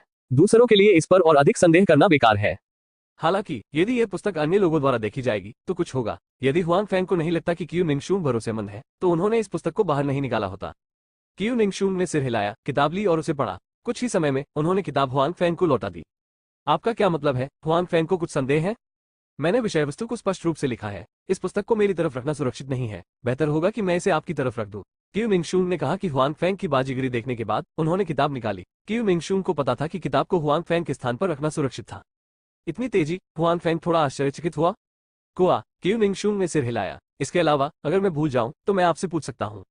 हुआंग फैंग ने सिर हिलाया और सहमति व्यक्त की कि वो क्यू मिंगशुम से अधिक सुरक्षित था क्योंकि उसने उपदेशों को स्वीकार कर लिया था। इसके अलावा क्यू मिंगशुम के व्यवहार ने हुआंग फैंग को उस पर अधिक विश्वास करने पर मजबूर कर दिया। बेहतर नॉवल पढ़ने के लिए आप हमारे YouTube चैनल और ऑडियो एक्सप्लेन टेलीग्राम चैनल से जुड़ सकते हैं। 306 एक साथ भोजन करना। वैसे चूंकि आपके पास ये किताब है और आप जादू के बारे में बहुत कुछ जानते हैं तो आपको जादू का अभ्यास भी करना चाहिए, क्यू मिंग फ्रॉस्ट ने पूछा। कुआ, हुआंग फैंग ने इससे इनकार नहीं किया। उसके बाद जो मुझे समझ नहीं आएगा मैं तुमसे पूछूंगा। कोई बात नहीं, हुआंग फैंग ने खुशी से कहा कि इस दुनिया में उनमें से केवल 2 ही होने चाहिए जो जादू का अभ्यास कर सकते हैं। इसलिए हुआंग फैंग भी क्यू मिंगशुम के प्रति बहुत दयालु है। साथ ही ज्यादा चर्चा उनकी प्रैक्टिस के लिए भी अच्छी है। क्यू मिंगशुम भी बहुत खुश है। इसका एक कारण यह है कि वह अभ्यास कर सकता है। हालांकि वह पौराणिक आंतरिक शक्ति नहीं है, जादुई शक्ति बुरी नहीं है। इसके अलावा वह अधिक अचानक और गुप्त है। ये क्यू मिंगशुम के लिए एक खुशी की बात है जो हमेशा उन लोगों से ईर्ष्या करते हैं जो अभ्यास कर सकते हैं। बेशक इससे भी अधिक क्यू मिंगशुम ने अपने और हुआंग फैंग के बीच सामान्य आधार पाया। उनके पास एक ही विषय और रहस्य है जो हुआंग फैंग के साथ जुड़ने में उनके लिए बहुत मददगार है। इसके अलावा जादू की विशिष्टता के कारण उनके बीच का संबंध स्पष्ट रूप से घनिष्ठ है। उसके पास बाद में हुआंग फैंग के करीब आने के अधिक अवसर और बहाने हैं। जब हुआंग फैंग और क्यू मिंगशुम खुशी से बात कर रहे थे तो उन्होंने यह नहीं देखा कि दूसरी मंजिल पर रेस्तरां ब्लॉक में एक मेज के सामने झुका हुआ था जहां 3 लोग थे जिन्हें वो जानता था। क्योंकि दूसरी मंजिल और पहली मंजिल के बीच ज्यादा अवरोध नहीं है, वे 2 टेबलों पर एक दूसरे को देख सकते हैं, लेकिन हुआंग फैंग और क्यू मिंगशुम ऊपर नहीं देखते हैं, इसलिए उन्हें दूसरी मंजिल पर 3 लोग नहीं मिलते हैं। दूसरी मंजिल पर 3 लोगों में से किसी ने हुआंग फैंग को पहली मंजिल पर पाया। देखो बहन यूमो, क्या वो हुआंग फैंग है? दूसरी मंजिल पर मेज पर बैठे 3 लोगों के बीच एक सुंदर सुंदरी थी जिसने लापरवाही से चारों ओर देखा था, लेकिन उसे यहाँ एक परिचित व्यक्ति को देखने की उम्मीद नहीं थी। वो पहले तो अपना होश खो बैठी और फिर जल्दी से अपने आसपास एक और सुंदरी से बोली। यदि सुंदरी ने ऐसा कहा है तो तुरंत अन्य 2 सुंदरियों को अपने हाथों में एक चाल चलने दे और फिर उस स्थान को देखे जहां पूर्व सुंदरी ने बात की थी। फिर उन दोनों को हुआंग फैंग भी मिल गया। सुंदरियों में से एक के चेहरे पर कुछ अप्राकृतिक था, खासकर जब उन्होंने हुआंग फैंग के विपरीत सुंदरता को देखा था, और आखिरी वाली जी अभी अभी सुंदरता के चेहरे को गुप्त रूप से देख रही थी। ये 3 है सु यूमो, जी मिंगजियाओ और तांग मिक्स्यू। हालांकि सु यूमो और उनकी तीनों खूबसूरत महिलाएं हैं, मामलों को संभालने की उनकी क्षमता खराब नहीं है, लेकिन यहाँ खाना पकाने की उनकी कोई प्रतिभा नहीं है। कभी कभी घर पर अपना खाना खुद बनाने के अलावा वे ज्यादातर समय बाहर खाना खाते हैं। सौभाग्य से वे तीनों अमीर और सुंदर हैं और उन्हें इस पैसे की परवाह नहीं है। आज वे तीनों फिर से रात के खाने के लिए बाहर आए। एक तो वे खुद खाना नहीं बनाना चाहते। आखिरकार सु यूमो और जी मिंगजियाओ हाल ही में कंपनी के व्यवसाय को लेकर बहुत व्यस्त और थके हुए हैं। वापस जाने के बाद वे खाना बनाना नहीं चाहते।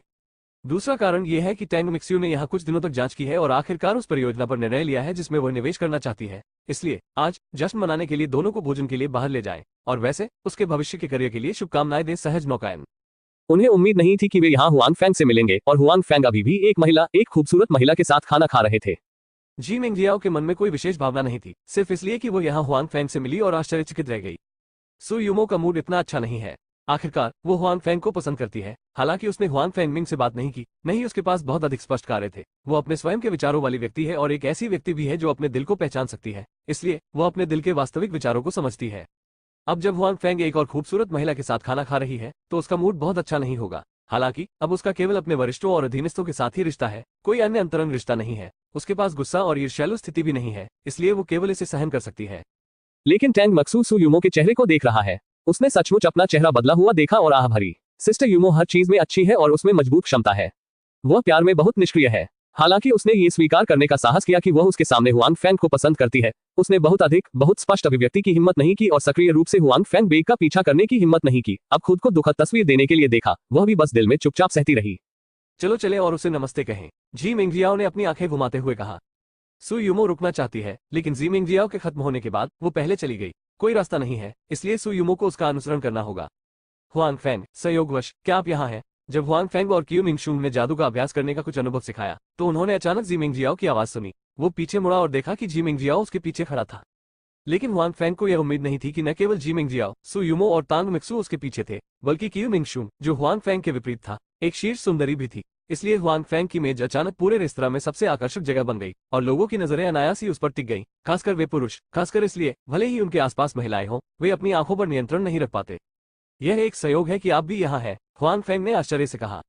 आज क्यू मिंगशुंग की दावत है। जगह चुनना बहुत बुरा नहीं है, इसलिए यह आश्चर्य की बात नहीं है कि सु यूमो और उनके 3 लोगों ने यहाँ रात्रि भोज किया। अगर हम इसे हुआंग फैंग के व्यवहार में बदलते हैं तो हमें नहीं लगता कि हम कुछ छोटे पूंजीपति वर्ग के साथ इस तरह के पश्चिमी रेस्तरां का चयन करेंगे और हम सु यूमो और उनके 3 लोगों से नहीं मिलेंगे। हालांकि वो जटिल थी। सु यूमो ने अपनी मुस्कान बनाए रखी और हुआंग फैंग और क्यू मिंगशुंग को नमस्ते कहा, लेकिन उसकी आंखें लंबे समय तक क्यू मिंगशुंग पर टिकी रहीं। हुआंग फैंग ने कई लोगों के लिए परिचय दिया। क्यू मिंगशुंग का चेहरा मुस्कुराता रहा, लेकिन उसकी आंखों में सतर्क और शत्रुतापूर्ण भाव थे। हालांकि उन्होंने बहुत सी बातों पर पर्दा डाला। तांग मुक्सू के अलावा, जो अनुभवी है, कुछ लोगों को पता नहीं चला। हुआंग फैंग के परिचय के बाद जी मिंगजियाओ तुरंत नहीं गई, लेकिन वह बैठ गई। जाहिर है वो यही रहना चाहती थी। सु यूमो और तांग मक्सू एक दूसरे को देखने के बाद बैठ गए, जिससे हुआंग फैंग सावधान हो गए। आपका एक दूसरे से मिलना दुर्लभ है। आप एक साथ खाना क्यों नहीं खाते? ये जीवंत भी है। क्या आपका स्वागत नहीं है? जी मिंगजियाओ ने कुछ उत्तेजना के साथ हुआंग फैंग की ओर देखा और कहा। बेहतर नवल पढ़ने के लिए आप हमारे YouTube चैनल और ऑडियो एक्सप्लेन टेलीग्राम चैनल से जुड़ सकते हैं। 307 दबाव। हुआंग फैंग ने अपना मुंह खोला, लेकिन उसने फिर भी दूसरे पक्ष को भगाने के लिए शब्द नहीं कहे। अन्यथा जी मिंगजियाओ की समझ के अनुसार वह कभी भी आसानी से हार नहीं मानेगी या खुद को जाने नहीं देगी। इसके अलावा सु यूमो और तांग मिक्सू दोनों बैठ गए और हुआंग फैंग लोगों को बाहर निकालने के लिए कुछ भी नहीं कह सके। क्यू मिंगशुंग हुआंग फैंग के साथ खाने के लिए दूसरों द्वारा परेशान किए जाने से अनिच्छुक थी, लेकिन ये लोग आखिरकार हुआंग फैंग के दोस्त थे और वो ना कहने में अच्छी नहीं थी। हालांकि उसकी आंखों में शत्रुता अधिक स्पष्ट थी, यहाँ तक कि सु यूमो ने भी इसे महसूस किया था। परिणामस्वरूप खाने की मेज पर केवल 2 लोग थे, जो 5 लोग हो गए। वेटर ने जल्दी से टेबलवेयर जोड़ा और उसके आसपास के लोग उन्हें देखते रहे, जिससे हुआंग फैंग को असहज महसूस हुआ। जी मिंगजियाओ के बैठने का कारण यह नहीं था कि वो वास्तव में हुआंग फैंग के साथ रात्रिभोज करना चाहती थी, बल्कि यह था कि उसने हुआंग फैंग को एक खूबसूरत महिला के साथ रात्रिभोज करते देखा था और उन दोनों के बीच के माहौल को नष्ट करना चाहती थी। कमरे में अपने कुछ ही लोगों के साथ हुआंग फैंग उस खूबसूरत महिला के प्यार में नहीं पड़ सका। ये जी मिंगजियाओ का विचार है। जहां तक सु यूमो और तांग मिक्स्यू के विचारों की बात है, जी मिंगजियाओ को नहीं पता था। उसने सोचा कि उनका मतलब भी वही है जो वो चाहती थी। मिस क्यू क्या करती है? जी मिंगजियाओ ने अपना लक्ष्य हासिल करने के बाद वो वहीं बैठकर खाना पीना शुरू कर दिया, लेकिन तांग मिक्सू ने क्यू मिंगशुंग के साथ बात करना शुरू कर दिया। यातायात पुलिस, क्यू मिंगशुंग ने उत्तर दिया। मिस टैंग क्या करती है? मैं बेरोजगार, हाल ही में नौकरी की तलाश में है। यदि मिस क्यू के पास कोई अच्छी नौकरी है तो कृपया मुझे उससे मिलवाएं, तांग मिक्स्यू ने मुस्कुराते हुए कहा। सु यूमो और तांग मिक्स्यू अभी भी क्यू मिंगशुंग की ट्रैफिक पुलिस के रूप में पहचान से आश्चर्यचकित है। वे यह नहीं देखते कि क्यू मिंगशुंग वास्तव में एक ट्रैफिक पुलिस है। टैंग मिक्स्यू का कहना है कि वो एक बेरोजगार आवारा है और दूसरों से नौकरी ढूंढने में मदद करने के लिए कहता है। क्यू मिंगशुंग भी इस पर विश्वास नहीं करते। उसके स्वभाव से पता चलता है कि वो कोई आम इंसान नहीं है। ऐसे व्यक्ति को नौकरी ढूंढने में आपकी मदद करने के लिए किसी अलग व्यक्ति की आवश्यकता होगी। अगर miss Tang traffic police team में शामिल होना चाहती है तो मैं कुछ कहने में मदद कर सकता हूँ। मैं और कुछ नहीं कर सकता, क्यू मिंगशुंग ने कहा। हुआंग फैंग ने महिलाओं को बातें करते हुए देखा, लेकिन बीच में बोलने का कोई मौका नहीं था, इसलिए उन्होंने जी मिंगजियाओ से बात की। हालांकि जी मिंगजियाओ को संदेह है कि हुआंग फैंग उसके साथ चैट करने को तैयार है, लेकिन उसने मना नहीं किया। जी मिंगजियाओ के माध्यम से हुआंग फैंग को पता चला कि तियानजियाओ समूह ने कार्रवाई की है। ये केवल कच्चा माल खरीदने और दूसरे प्रांतों में सीधे स्टोर खोलने का मामला नहीं है, बल्कि यह मामला एसोसिएशन के लेखों में भी शामिल किया गया है। इसे औपचारिक रूप से लागू करने की तैयारी है। सौभाग्य से हालांकि टोंगकियांजिम के पास किंगबेई प्रांत में बहुत अधिक ऊर्जा है। जब तक वो किंगबेई प्रांत से बाहर है उसकी ऊर्जा सीमित है, इसलिए तियानजियाओ समूह हालांकि हम इससे परेशान होंगे, हम हताश स्थिति में नहीं है। ये स्थिति हुआंग फैंग को भी आश्वस्त करती है। अब उसके पास तियानजियाओ समूह की मदद करने की कोई क्षमता नहीं है और वो तियानजियाओ समूह को टूटा हुआ नहीं देखना चाहता। अब ये स्थिति स्वीकार्य है। हालांकि ऐसा कहा जाता है कि लैंडर समूह नए उत्पाद लॉन्च करने के लिए तैयार है, ठीक उसी समय जब हम वजन घटाने वाली नई दवाएं जारी करने जा रहे हैं। जी मेंगजियाओ ने कहा, प्रबंधक युआन वास्तव में परेशान करने वाला है, वो सही समय चुन सकता है। हुआन फैंग ने सिर हिलाया। जाहिर है दूसरा पक्ष तियानजियाओ समूह पर सकारात्मक हमला करना चाहता था। हालांकि दूसरा पक्ष विदेशी है। जी मेंगजियाओ और सु युमो ने अपनी पृष्ठभूमि के कारण इसे नजरअंदाज करने की हिम्मत नहीं की। जब हुआन फैंग ने अपना ध्यान फिर से अन्य 3 महिलाओं की ओर किया तो उन्होंने पाया कि वे तीनों बहुत करीब आ गई थी। बेशक कम से कम सतही तौर पर सु युमो भी इसमें शामिल हो गई। तीनों ने काम, कपड़े, सौंदर्य प्रसाधन आदि पर भी चर्चा की। तीनों महिलाओं की पारिवारिक पृष्ठभूमि अच्छी है और उनकी सोच भी अच्छी है, इसलिए इन विलासिता की वस्तुओं में वे सभी एक ही भाषा साझा करते हैं। भोजन के अंत में तीनों ने पहले ही बात की और हंसे, जिसने न केवल हुआंग फैंग को आश्चर्यचकित किया बल्कि जी मेंगजियाओ को भी भ्रमित कर दिया, जिसने शुरुआत में हुआंग फैंग को नष्ट करने वाली अच्छी चीजें पकड़ रखी थी। बहन युमो, वो महिला साधारण नहीं है। इसके अलावा मैं महसूस कर सकती हूँ कि वो हमारी उपस्थिति के प्रति शत्रुतापूर्ण है और शायद हुआंग फैंग के लिए भी अच्छी भावना रखती है। लोगों के अलग होने के बाद जब जी मेंगजियाओ कार लेने गई तो तांग मिक्स्यू ने सु युमो से कहा, ठीक है, मुझे भी यह महसूस होता है। सु युमो ने कहा कि क्यू निंगशुंग ने पीछे पहुंचने पर अपना दिमाग भी नहीं थका था, इसलिए सु युमो को स्वाभाविक रूप से पता था। बहन युमो, मेरा मतलब यह नहीं है कि आप किसी भी चीज में अच्छी हैं या आप भावनात्मक रूप से बहुत निष्क्रिय हैं। चूंकि आप अपने मन को जानती हैं, तो आप इसे सक्रिय रूप से कैसे नहीं अपना सकती है। टैंग ने कहा कि वो वास्तव में सु युमो के बारे में चिंतित थी। जब तांग मिक्स्यू ने कहा, सु युमो शर्मा गई। मैं इसके बारे में ज्यादा नहीं जानती और मुझे नहीं पता कि यह कैसे करना है। बेशक मैंने उससे और अधिक पूछा, जैसे कि क्यू निंगशुंग ने आज किया। इसके अलावा हुआंग फैंग अभी भी आपकी कंपनी में काम कर रहा है और आपकी संभावना अधिक नहीं है, तांग मुक्यू ने कहा। सु युमो नहीं चाहती थी कि हुआंग फैंग अब तक जाए। स्वाभाविक रूप से उसका यह विचार था, इसलिए उसे टैंग मिक्स्यू की बातों पर कोई आपत्ति नहीं थी। वास्तव में ईमानदारी से कहूं तो मैंने पहले नहीं सोचा था कि हुआंग फैंग विशेष था, लेकिन मुझे उम्मीद नहीं थी कि वो इतना लोकप्रिय था। आपको बहन युमो का होना इतना पसंद नहीं है और उसके साथ एक और भी था, अच्छी स्थितियां, टैंग मुक्यू ने भावुक होकर कहा। हालांकि क्यू निंगशुंग ने अपनी पारिवारिक पृष्ठभूमि का परिचय नहीं दिया। चैटिंग के माध्यम से तांग मिक्स्यू और सु युमो दोनों जान सकते हैं कि क्यू निंगशुंग की पारिवारिक पृष्ठभूमि भी सरल नहीं है। वैसे भी यह निश्चित रूप से आम लोगों के बच्चे नहीं है, इसलिए तांग मिक्स्यू इतना प्रभावित होगा कि एक साधारण हुआंग फैंग 2 लड़कियों को अपने जैसा बना सकता है। जब उन्होंने जी मेंगजियाओ को आते देखा तो उन्होंने जानबूझकर जी मेंगजियाओ को नहीं छिपाते हुए विषय को रोक दिया, लेकिन वे जानते थे कि जी मेंगजियाओ का पहले हुआंग फैंग पर कोई अच्छा प्रभाव नहीं था। हालांकि अब 2 लोगों के प्रयासों से उसका हुआंग फैंग पर बेहतर प्रभाव पड़ा। अगर उन्हें पता चलता कि सु युमो को हुआंग फैंग पसंद है तो वे बर्तन को भूनना सुनिश्चित करते। इसके अलावा उसके साथ वे चाहेंगे कि शायद अगले दिन हुआंग फैंग को इस बारे में पता चले। सु युमो इसके लिए तैयार नहीं है। दूसरी ओर क्यू निंगशुंग भी दूसरों से अलग होने के बाद थोड़ी प्रतिष्ठित थी। उसे भी ऐसा ही लगा। 3 महिलाओं में से कम एक हुआंग फैंग की शौकीन थी, जिससे उसे दबाव और तात्कालिकता महसूस हुई। हालांकि वह आसानी से हार मानने वाली इंसान नहीं थी। हालांकि उसे लगा कि उसका एक प्रतिद्वंद्वी है, फिर भी वह हतोत्साहित नहीं हुई। बेहतर नॉवल पढ़ने के लिए आप हमारे YouTube चैनल और ऑडियो एक्सप्लेन टेलीग्राम चैनल से जुड़ सकते हैं। 308 ये यहाँ खतरनाक है। लेकिन ग्राहक हुआंग फैंग को कुछ खास नहीं मिला, क्योंकि उनके ज्यादातर विचार अब स्टोरेज बॉक्स पर है और ज्यादा ऊर्जा नहीं है, बल्कि उनके वास्तविक करियर पर भी है। अब वो सचमुच अपनी भावनात्मक समस्याओं पर ज्यादा ध्यान नहीं देता। हुआंग फैंग, जो अकेले वापस जाते हैं, के पास कोई कार नहीं है और वापस जाने से उनका कोई लेना देना नहीं है, इसलिए वो समुदाय से कुछ दूरी पर टैक्सी से उतर गया। वो वापस चलने के लिए तैयार था, इसलिए ये सिर्फ व्यायाम था। जब पहले कोई भंडारण बॉक्स नहीं था, हुआंग फैंग हर सुबह व्यायाम करना जारी रखता था। हालांकि आंतरिक कौशल और जादू प्राप्त करने के बाद उन्हें इन 2 चीजों का अभ्यास करने में अधिक रुचि थी। हालांकि उन्हें शारीरिक व्यायाम में कम रुचि थी। आज वो वापस भागने को तैयार है। हालांकि हुआंग फैंग को जल्द ही इसका पछतावा हुआ। जब उसने सोचा कि जब वह कुछ लोगों के साथ एक जगह पर चल रहा होगा तो उस पर अन्य वाहनों का प्रभाव नहीं पड़ेगा, तभी उसे अचानक कुछ गड़बड़ महसूस हुई और उसकी दौड़ने की मुद्रा रुक गई, जो धीरे धीरे चलने में बदल गई। इस समय हुआंग फैंग एक अंधेरी गली में है। उसके चारों ओर स्ट्रीट लाइटें लगी हुई हैं। हालांकि ये बहुत अंधेरा है और अच्छा प्रकाश प्रभाव प्रदान नहीं कर सकता है। यदि उसने अपनी आंतरिक शक्ति विकसित नहीं की होती और सामान्य लोगों की तुलना में उसकी दृष्टि बेहतर नहीं होती, तो उसकी दृष्टि बदतर होती। हुआंग फैंग की आंखें अनजाने में दीवार के एक कोने पर पड़ी। वहां उन्हें खतरे का आभास हुआ। ऐसा लग रहा था जैसे कोई जानवर वहां घात लगाकर बैठा हो। हुआंग फैंग घूमना और निकल जाना चाहेगा, लेकिन वह महसूस कर सकता है कि उसे घूरकर देखा गया है। अगर वह पलटेगा तो दूसरी तरफ पीट कर लेगा। हुआंग फैंग ने ये जाने बिना ऐसा करने की हिम्मत नहीं की कि दूसरा पक्ष दुर्भावनापूर्ण है या नहीं। इसलिए हुआंग फैंग ने आगे बढ़ने का फैसला किया, लेकिन गति हल्की थी और गति धीमी थी। हालांकि गति चाहे कितनी भी धीमी क्यों ना हो, एक समय ऐसा आएगा जब हम उस कोने तक पहुंच जाएंगे। जब हम कोने के करीब पहुंचते हैं तो हुआंग फैंग के पूरे शरीर की मांसपेशियां खींच गई हैं और उसकी आत्मा अत्यधिक केंद्रित है। वह अचानक आई स्थिति से निपटने के लिए हमेशा तैयार रहते हैं। जैसा कि अपेक्षित था, जब हुआंग फैंग का पैर उस स्थान पर पड़ा तो वहां से उसके पेट तक एक काला खंजर दिखाई दिया। हुआंग फैंग कलाई पर खंजर मारने के लिए तैयार था। वह दूसरे पक्ष को लात मारकर भगा देना चाहता था। हालांकि दूसरे पक्ष की कार्रवाई धीमी नहीं थी, लेकिन उसने अपना कोण बदल लिया था और जांघ में चाकू मार दिया था। इस समय हुआंग फैंग के लिए अपने पैर वापस लेना मुश्किल है। हालांकि उसके पास कोई बैकहैंड नहीं है। लड़ाई के क्षण से ही वह पहले से ही जादू की तैयारी कर रहा है। इसलिए जब प्रतिद्वंद्वी उसकी जांघ में छुरा घोंपता है तो हवा के झोंके से उसकी कलाई कट जाती है। दूसरे पक्ष पर इस तरह अचानक हमला हो गया। उनमें से कुछ को यह आशा नहीं थी कि उनके हाथ में जो खंजर है वह गिर नहीं जाएगा, परंतु आक्रमण के कारण थोड़ा विराम हो गया। उसी समय दिशा में कुछ विचलन हो गया। स्वाभाविक रूप से हुआंग फैंग इस अवसर को जाने नहीं देंगे। उनका दाहिना पैर लगातार आगे बढ़ता रहता है। इस बार प्रतिद्वंद्वी की कलाई पर लात मारने के बजाय ये प्रतिद्वंद्वी के शरीर पर है। इस समय हुआंग फैंग दूसरे पक्ष की रूपरेखा देख सकते हैं। दूसरा पक्ष कोने में बैठा है और उसकी आकृति थोड़ी धुंधली है। बैकलाइट के कारण हुआंग फैंग स्पष्ट रूप से नहीं देख सकता है। हालांकि उसका पैर दूसरे पक्ष की छाती पर पड़ता है। दूसरे पक्ष ने स्पष्ट रूप से कोई प्रतिक्रिया नहीं दी और हुआंग फैंग ने उसे लात मार दी।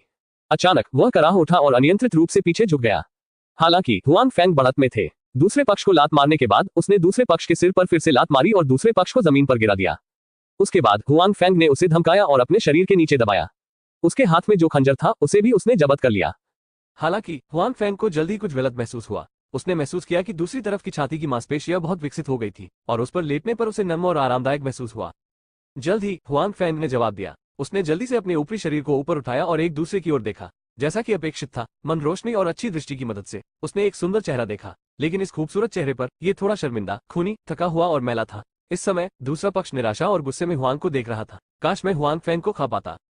ठीक है, मुझे क्षमा करें, मैं आपकी लड़की को नहीं जानता था। हुआंग फैंग ने सहज रूप से माफी मांगी, लेकिन फिर उसने सोचा कि यह गलत है। नहीं, आपने पहले मुझ पर हमला किया। मैं सिर्फ आत्मरक्षा कर रहा था। आप मुझे इस तरह क्यों देखते हैं? हुआंग फैंग के शब्दों ने दूसरे पक्ष को स्तब्ध कर दिया और फिर पूछा, क्या आप उनके व्यक्ति नहीं हैं? आवाज बहुत स्पष्ट और कर्कश है, बिल्कुल लाख की तरह। बस दिखावट देखो और आवाज सुनो। आम लोग कल्पना नहीं कर सकते कि ऐसे व्यक्ति के पास एक मजबूत कौशल है। उनके लोग, किसके लोग? मैं बस वहां से गुजर रहा हूँ। हुआंग फैंग ने कहा कि उन्हें यह समझ में आ रहा है कि दूसरे पक्ष ने गुप्त हमले के लक्ष्य में गलती की है और उन्होंने एक गलती की है जिससे ऐसा होता है। हुआंग फैंग थोड़ा उदास। महिला को स्पष्ट रूप से पता था कि क्या हुआ था, लेकिन जब वो कुछ कहना चाहती थी तो उसने भौहें सिकोड़ ली और फिर ठंडा पसीना आने लगा और उसका चेहरा और अधिक सफेद हो गया। हुआंग फैंग को लगता है कि दूसरे पक्ष में कुछ गड़बड़ है। बेशक उसने दूसरी तरफ जाने की हिम्मत नहीं की। उसे डर है कि दूसरा पक्ष धोखा दे रहा है। वो अब दूसरे पक्ष की बातों पर पूरी तरह विश्वास नहीं कर पाता, इसलिए वो अभी भी दूसरे पक्ष पर दबाव डालता है। हालांकि वो अपने हाथों पर ध्यान देता है और दूसरों को उसे गलत नहीं समझने देता। वो पूछता है, तुम्हें क्या परेशानी है? महिला ने उसे कोई जवाब नहीं दिया, लेकिन कहा, अगर तुम मरना नहीं चाहते तो यहाँ से चले जाओ। दूसरे पक्ष की बातें सुनकर वो उत्सुक था और चिंतित लग रहा था। हालांकि हुआंग फैंग चीजों की इस श्रृंखला से भ्रमित हो गया था। उसे समझ नहीं आ रहा था कि क्या हो रहा है और उस पर हमला क्यों किया गया। जब हुआंग फैंग ने कुछ पूछना चाहा तो महिला ने अचानक उसका मुंह बंद कर दिया। हुआंग फैंग ने सोचा कि दूसरा पक्ष फिर से खुद पर हमला करना चाहता है। जैसे ही उसने अपना बचाव करना चाहा, उसने महिला को फुसफुसाते हुए सुना, शोर मत करो, शायद वे आ रहे हैं। वे, हुआंग फैंग उत्सुक थे। उसे वे के बारे में कुछ संदेह था जो महिला के मुंह में एक से अधिक बार प्रकट हुआ था। लेकिन फिर उसने सुना कि गली के अंत में ऐसा लग रहा था कि कुछ सीढ़ियां अपलोड हो गई हैं। कुछ अव्यवस्थित थी, लेकिन आवाज भी बहुत हल्की थी। जाहिर है ये दूसरे पक्ष की मंशा होगी, सामान्य लोगों की आवाज नहीं। जब हुआंग फैंग ने अपने नीचे की महिला को देखा तो उसने उसके चेहरे पर कुछ चिंताएं और कुछ संकल्प देखे। पहले मुझे जाने दो और मैं उन्हें बाद में पकड़ लूंगा। तुम जल्दी से यहाँ से जा सकते हो, यहाँ बहुत खतरनाक है। यहाँ के खतरे के बारे में हुआंग फैंग के साथ बात करने का ये पहला मौका नहीं है। हुआंग फैंग को कुछ समझ आ रहा है। जाहिर है यहाँ आने वाले लोग उसे ही ढूंढ रहे हैं। इसके अलावा दोनों पक्ष शत्रुतापूर्ण प्रतीत होते हैं। बेहतर नॉवल पढ़ने के लिए आप हमारे YouTube चैनल और ऑडियो एक्सप्लेन टेलीग्राम चैनल से जुड़ सकते हैं। 309 गुप्ताक्रमण। हालांकि हुआंग फैंग के मन में अभी भी बहुत सारे संदेह थे, फिर भी उन्होंने दूसरी तरफ जाने दिया और दूसरी तरफ से उठ गए। हालांकि वो दूसरे पक्ष पर पूरी तरह से विश्वास नहीं करता था, लेकिन पूरे भगवान के प्रति सतर्क था। एक बार जब दूसरे पक्ष में कोई बदलाव होता तो वो पहली बार में ही हमला कर देता और दूसरे पक्ष को अपने वश में कर लेता। सौभाग्य से महिला ने हुआंग फैंग को हाथ नहीं दिया, लेकिन बैठने के लिए संघर्ष करना पड़ा। इस समय हुआंग फैंग ने पाया कि वो घायल हो गई थी। उसकी बाहों से खून बह रहा था और उसके पेट से खून बह रहा था। ये देखकर हुआंग फैंग की भौहें सिकुड़ गई। उसे इस बात की गहरी पहचान थी कि उसने सिर्फ इतना कहा था कि यदि तुम मरना नहीं चाहते तो जल्दी से यहाँ से चले जाओ। हाँ, दूसरा पक्ष स्पष्ट रूप से खुद के साथ मजाक नहीं कर रहा है। यहाँ सचमुच खतरनाक है। हालांकि हुआंग फैंग फूट फूट कर हंसते हैं। अगर वो अब जाना भी चाहे तो नहीं जा सकता, क्योंकि वे आ गए हैं। महिला की चोट की स्थिति के अनुसार दूसरा पक्ष काफी सख्त है। जब वो यहाँ से बाहर जाएगा तो दूसरा पक्ष ये सोचेगा कि वो और वो महिला एक साथ हैं और उसके खिलाफ लड़ेंगे।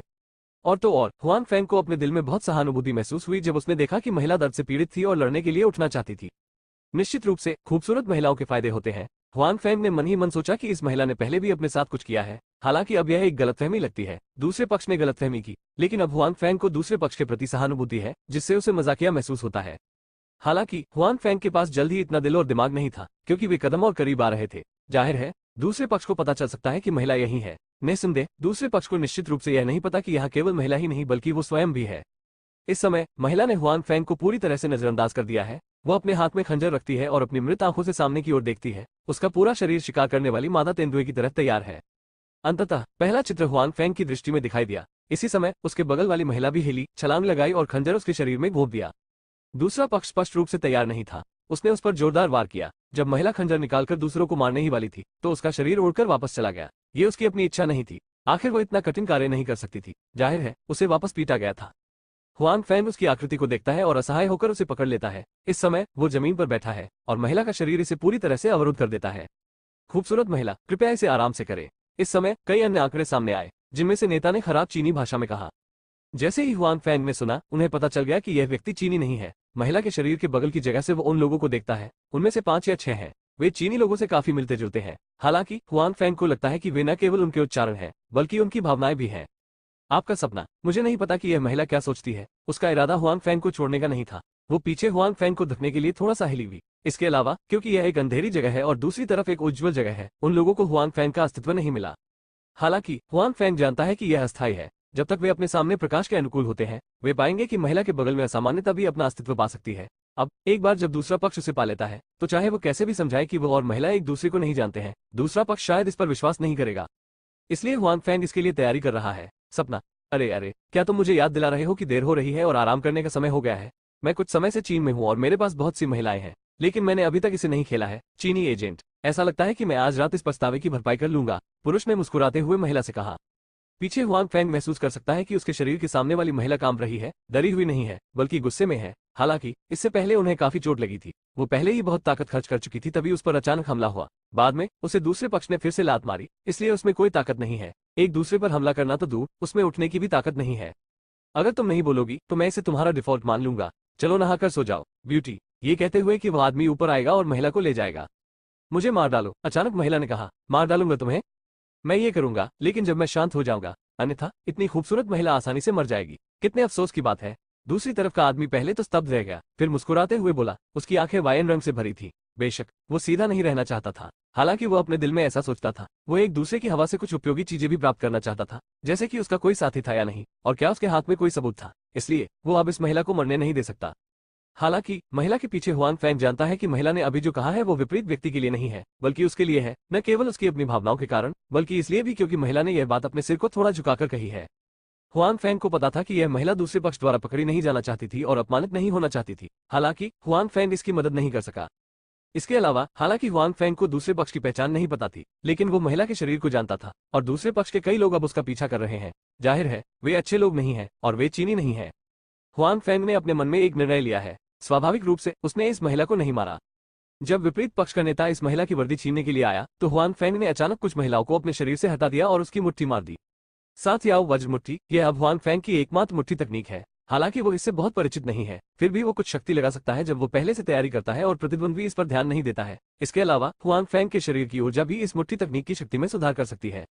विपरीत दिशा में नेता ने स्पष्ट रूप से नहीं सोचा था कि महिला के पीछे कोई व्यक्ति था और उसके मन में कोई तैयारी नहीं थी।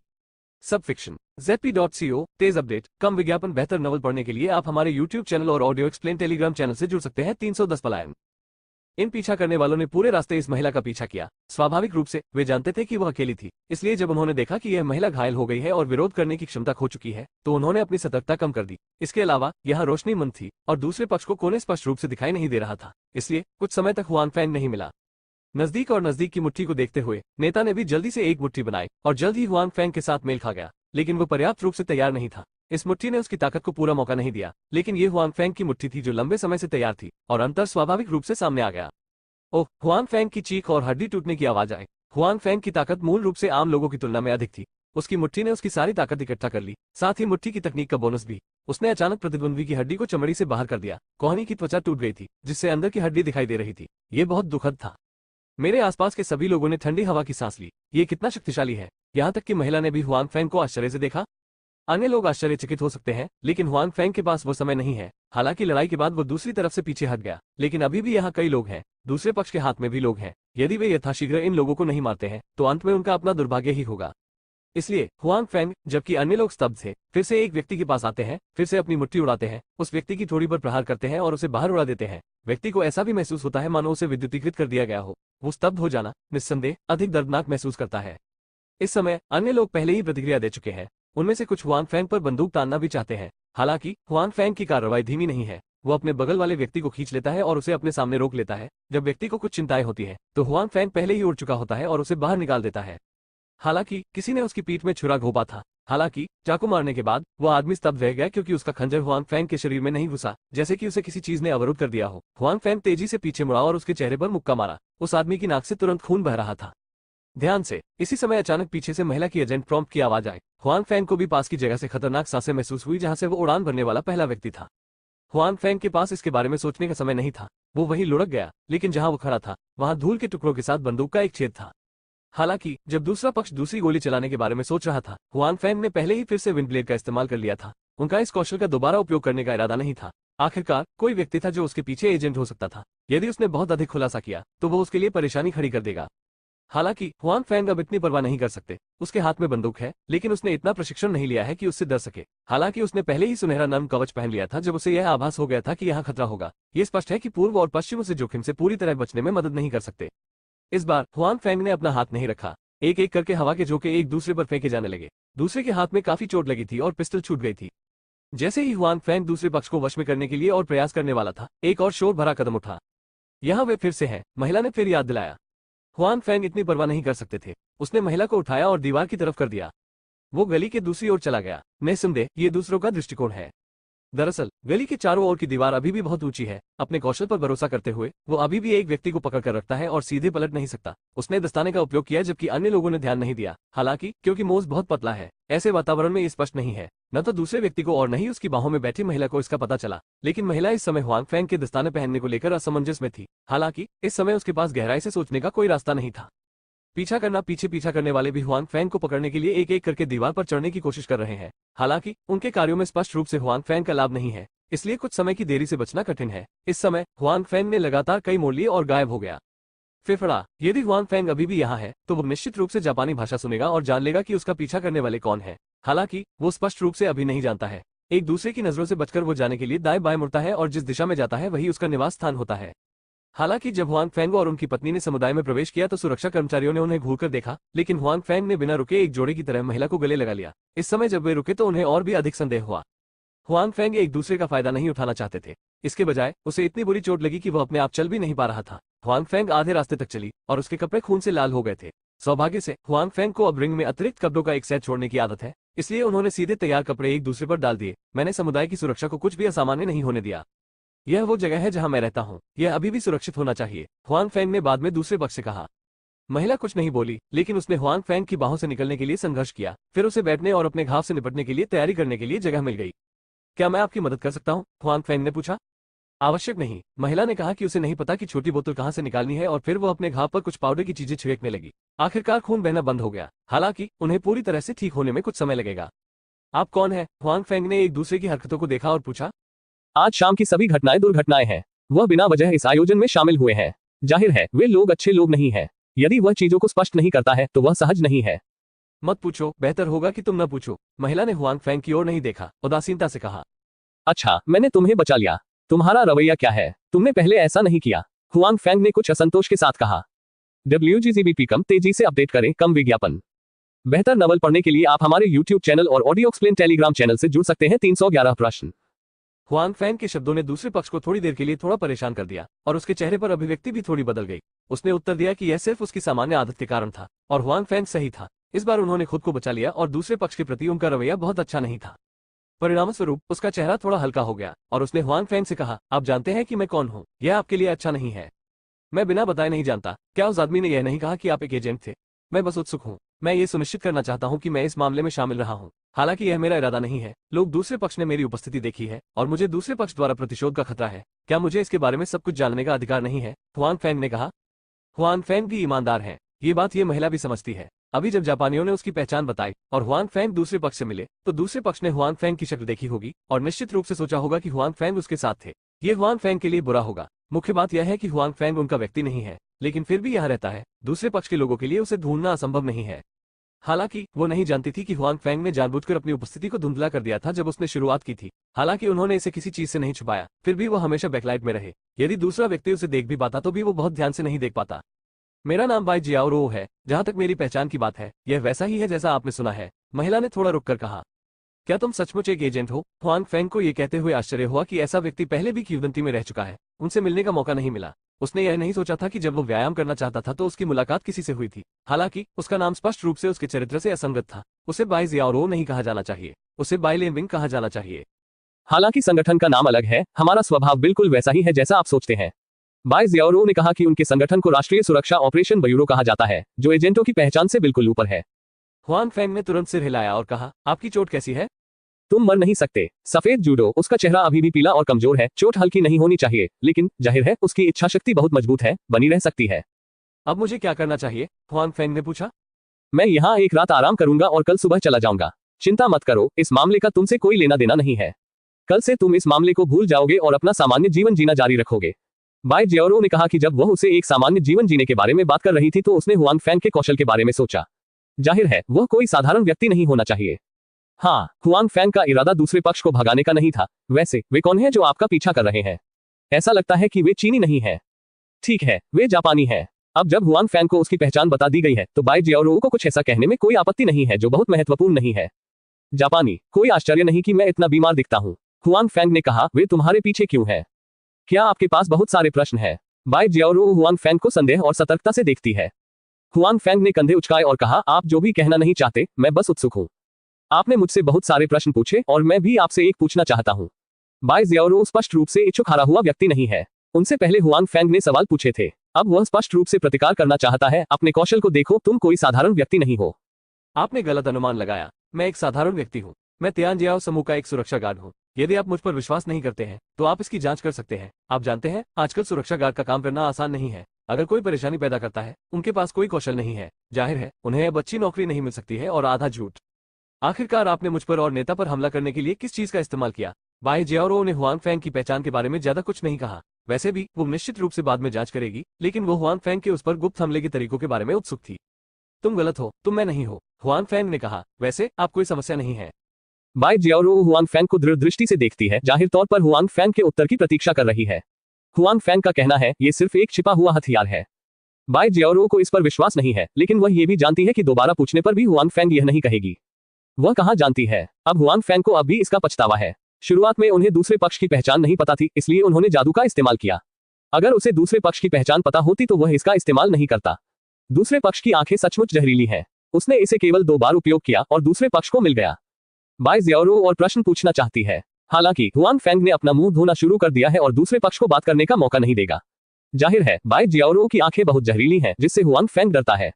उनके सामने ज्यादा कुछ कहने की हिम्मत नहीं होती। अन्यथा भराई को उजागर करना आसान है। दूसरा पक्ष कोई सामान्य व्यक्ति नहीं है। यदि भराई खुल गई तो उसकी मुसीबतें आ जाएंगी। हालांकि हुआंग फेंग बचना चाहता है, लेकिन दूसरा पक्ष हार नहीं मानना चाहता है। बाई जियाओ हुआंग फेंग के बारे में बहुत उत्सुक लगती है। जब हुआंग फेंग बाथरूम से बाहर आती है तो वो फिर से एक प्रश्न पूछती है। मूल रूप से हुआंग फेंग दूसरे पक्ष से दोबारा बात नहीं करना चाहते। जब दूसरा पक्ष कल चला जाएगा तो वो और दूसरा पक्ष दोबारा नहीं मिलेंगे, इसलिए ये ठीक है। हालांकि दूसरा पक्ष भी उनकी समस्याओं से आकर्षित था। क्या आपके पास आंतरिक शक्ति है? बाई जियाओ ने हुआंग फेंग की ओर देखा और कहा। हुआंग फेंगिलेग, जब वो आज रेस्तरां में थे, उन्होंने क्यू निंगशुंग से आंतरिक शक्ति के बारे में बात की। बाई जियाओ आंतरिक शक्ति को कैसे जान सकती है? क्या ये कोई रहस्य नहीं है जिसे हर कोई जानता है? ऐसा लगता है कि आप सचमुच ऐसा कर सकते हैं। जब बाई जियाओ ने हुआंग फेंग का चेहरा देखा तो उसे पता चला कि उसने सही अनुमान लगाया था। हालांकि वह हैरान थी, हुआंग फेंग वास्तव में आंतरिक शक्ति को जानता था। ये कौन जानता है? हुआंग फेंग ने अपने दिल में संदेह पूछा।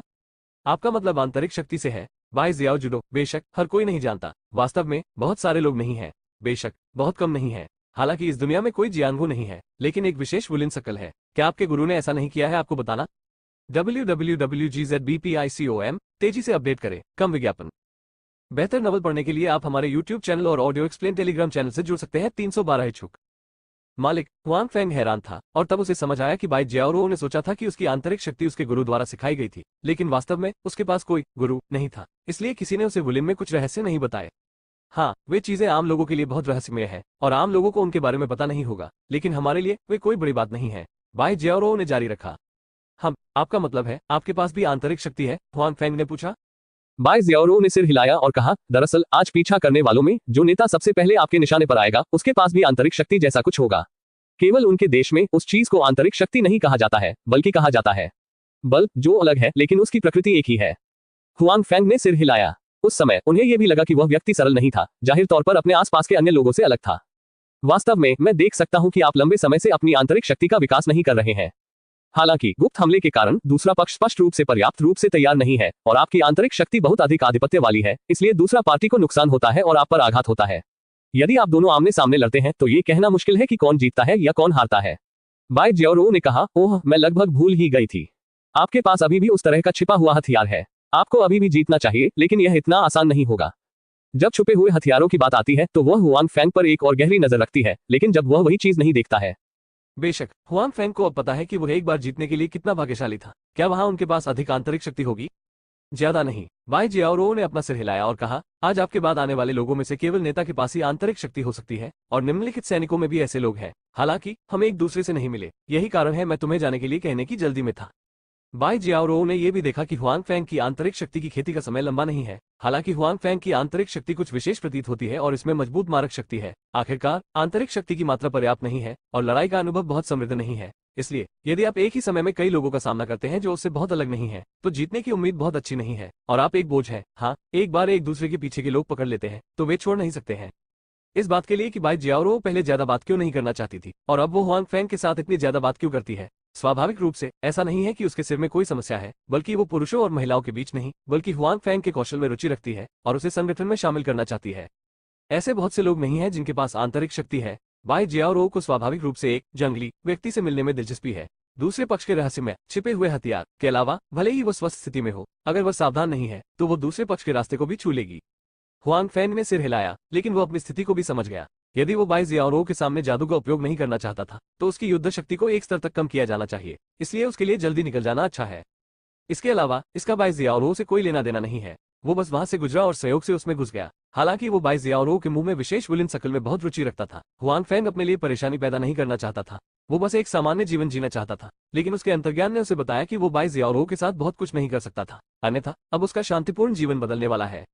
इसलिए हुआंग फेंग दोबारा पूछने की योजना नहीं बनाता है। कल सुबह उठने के बाद बाय जियाओरो चली जाती है। इस मामले का उससे कोई लेना देना नहीं है, वो अभी भी पूर्व सुरक्षा गार्ड है।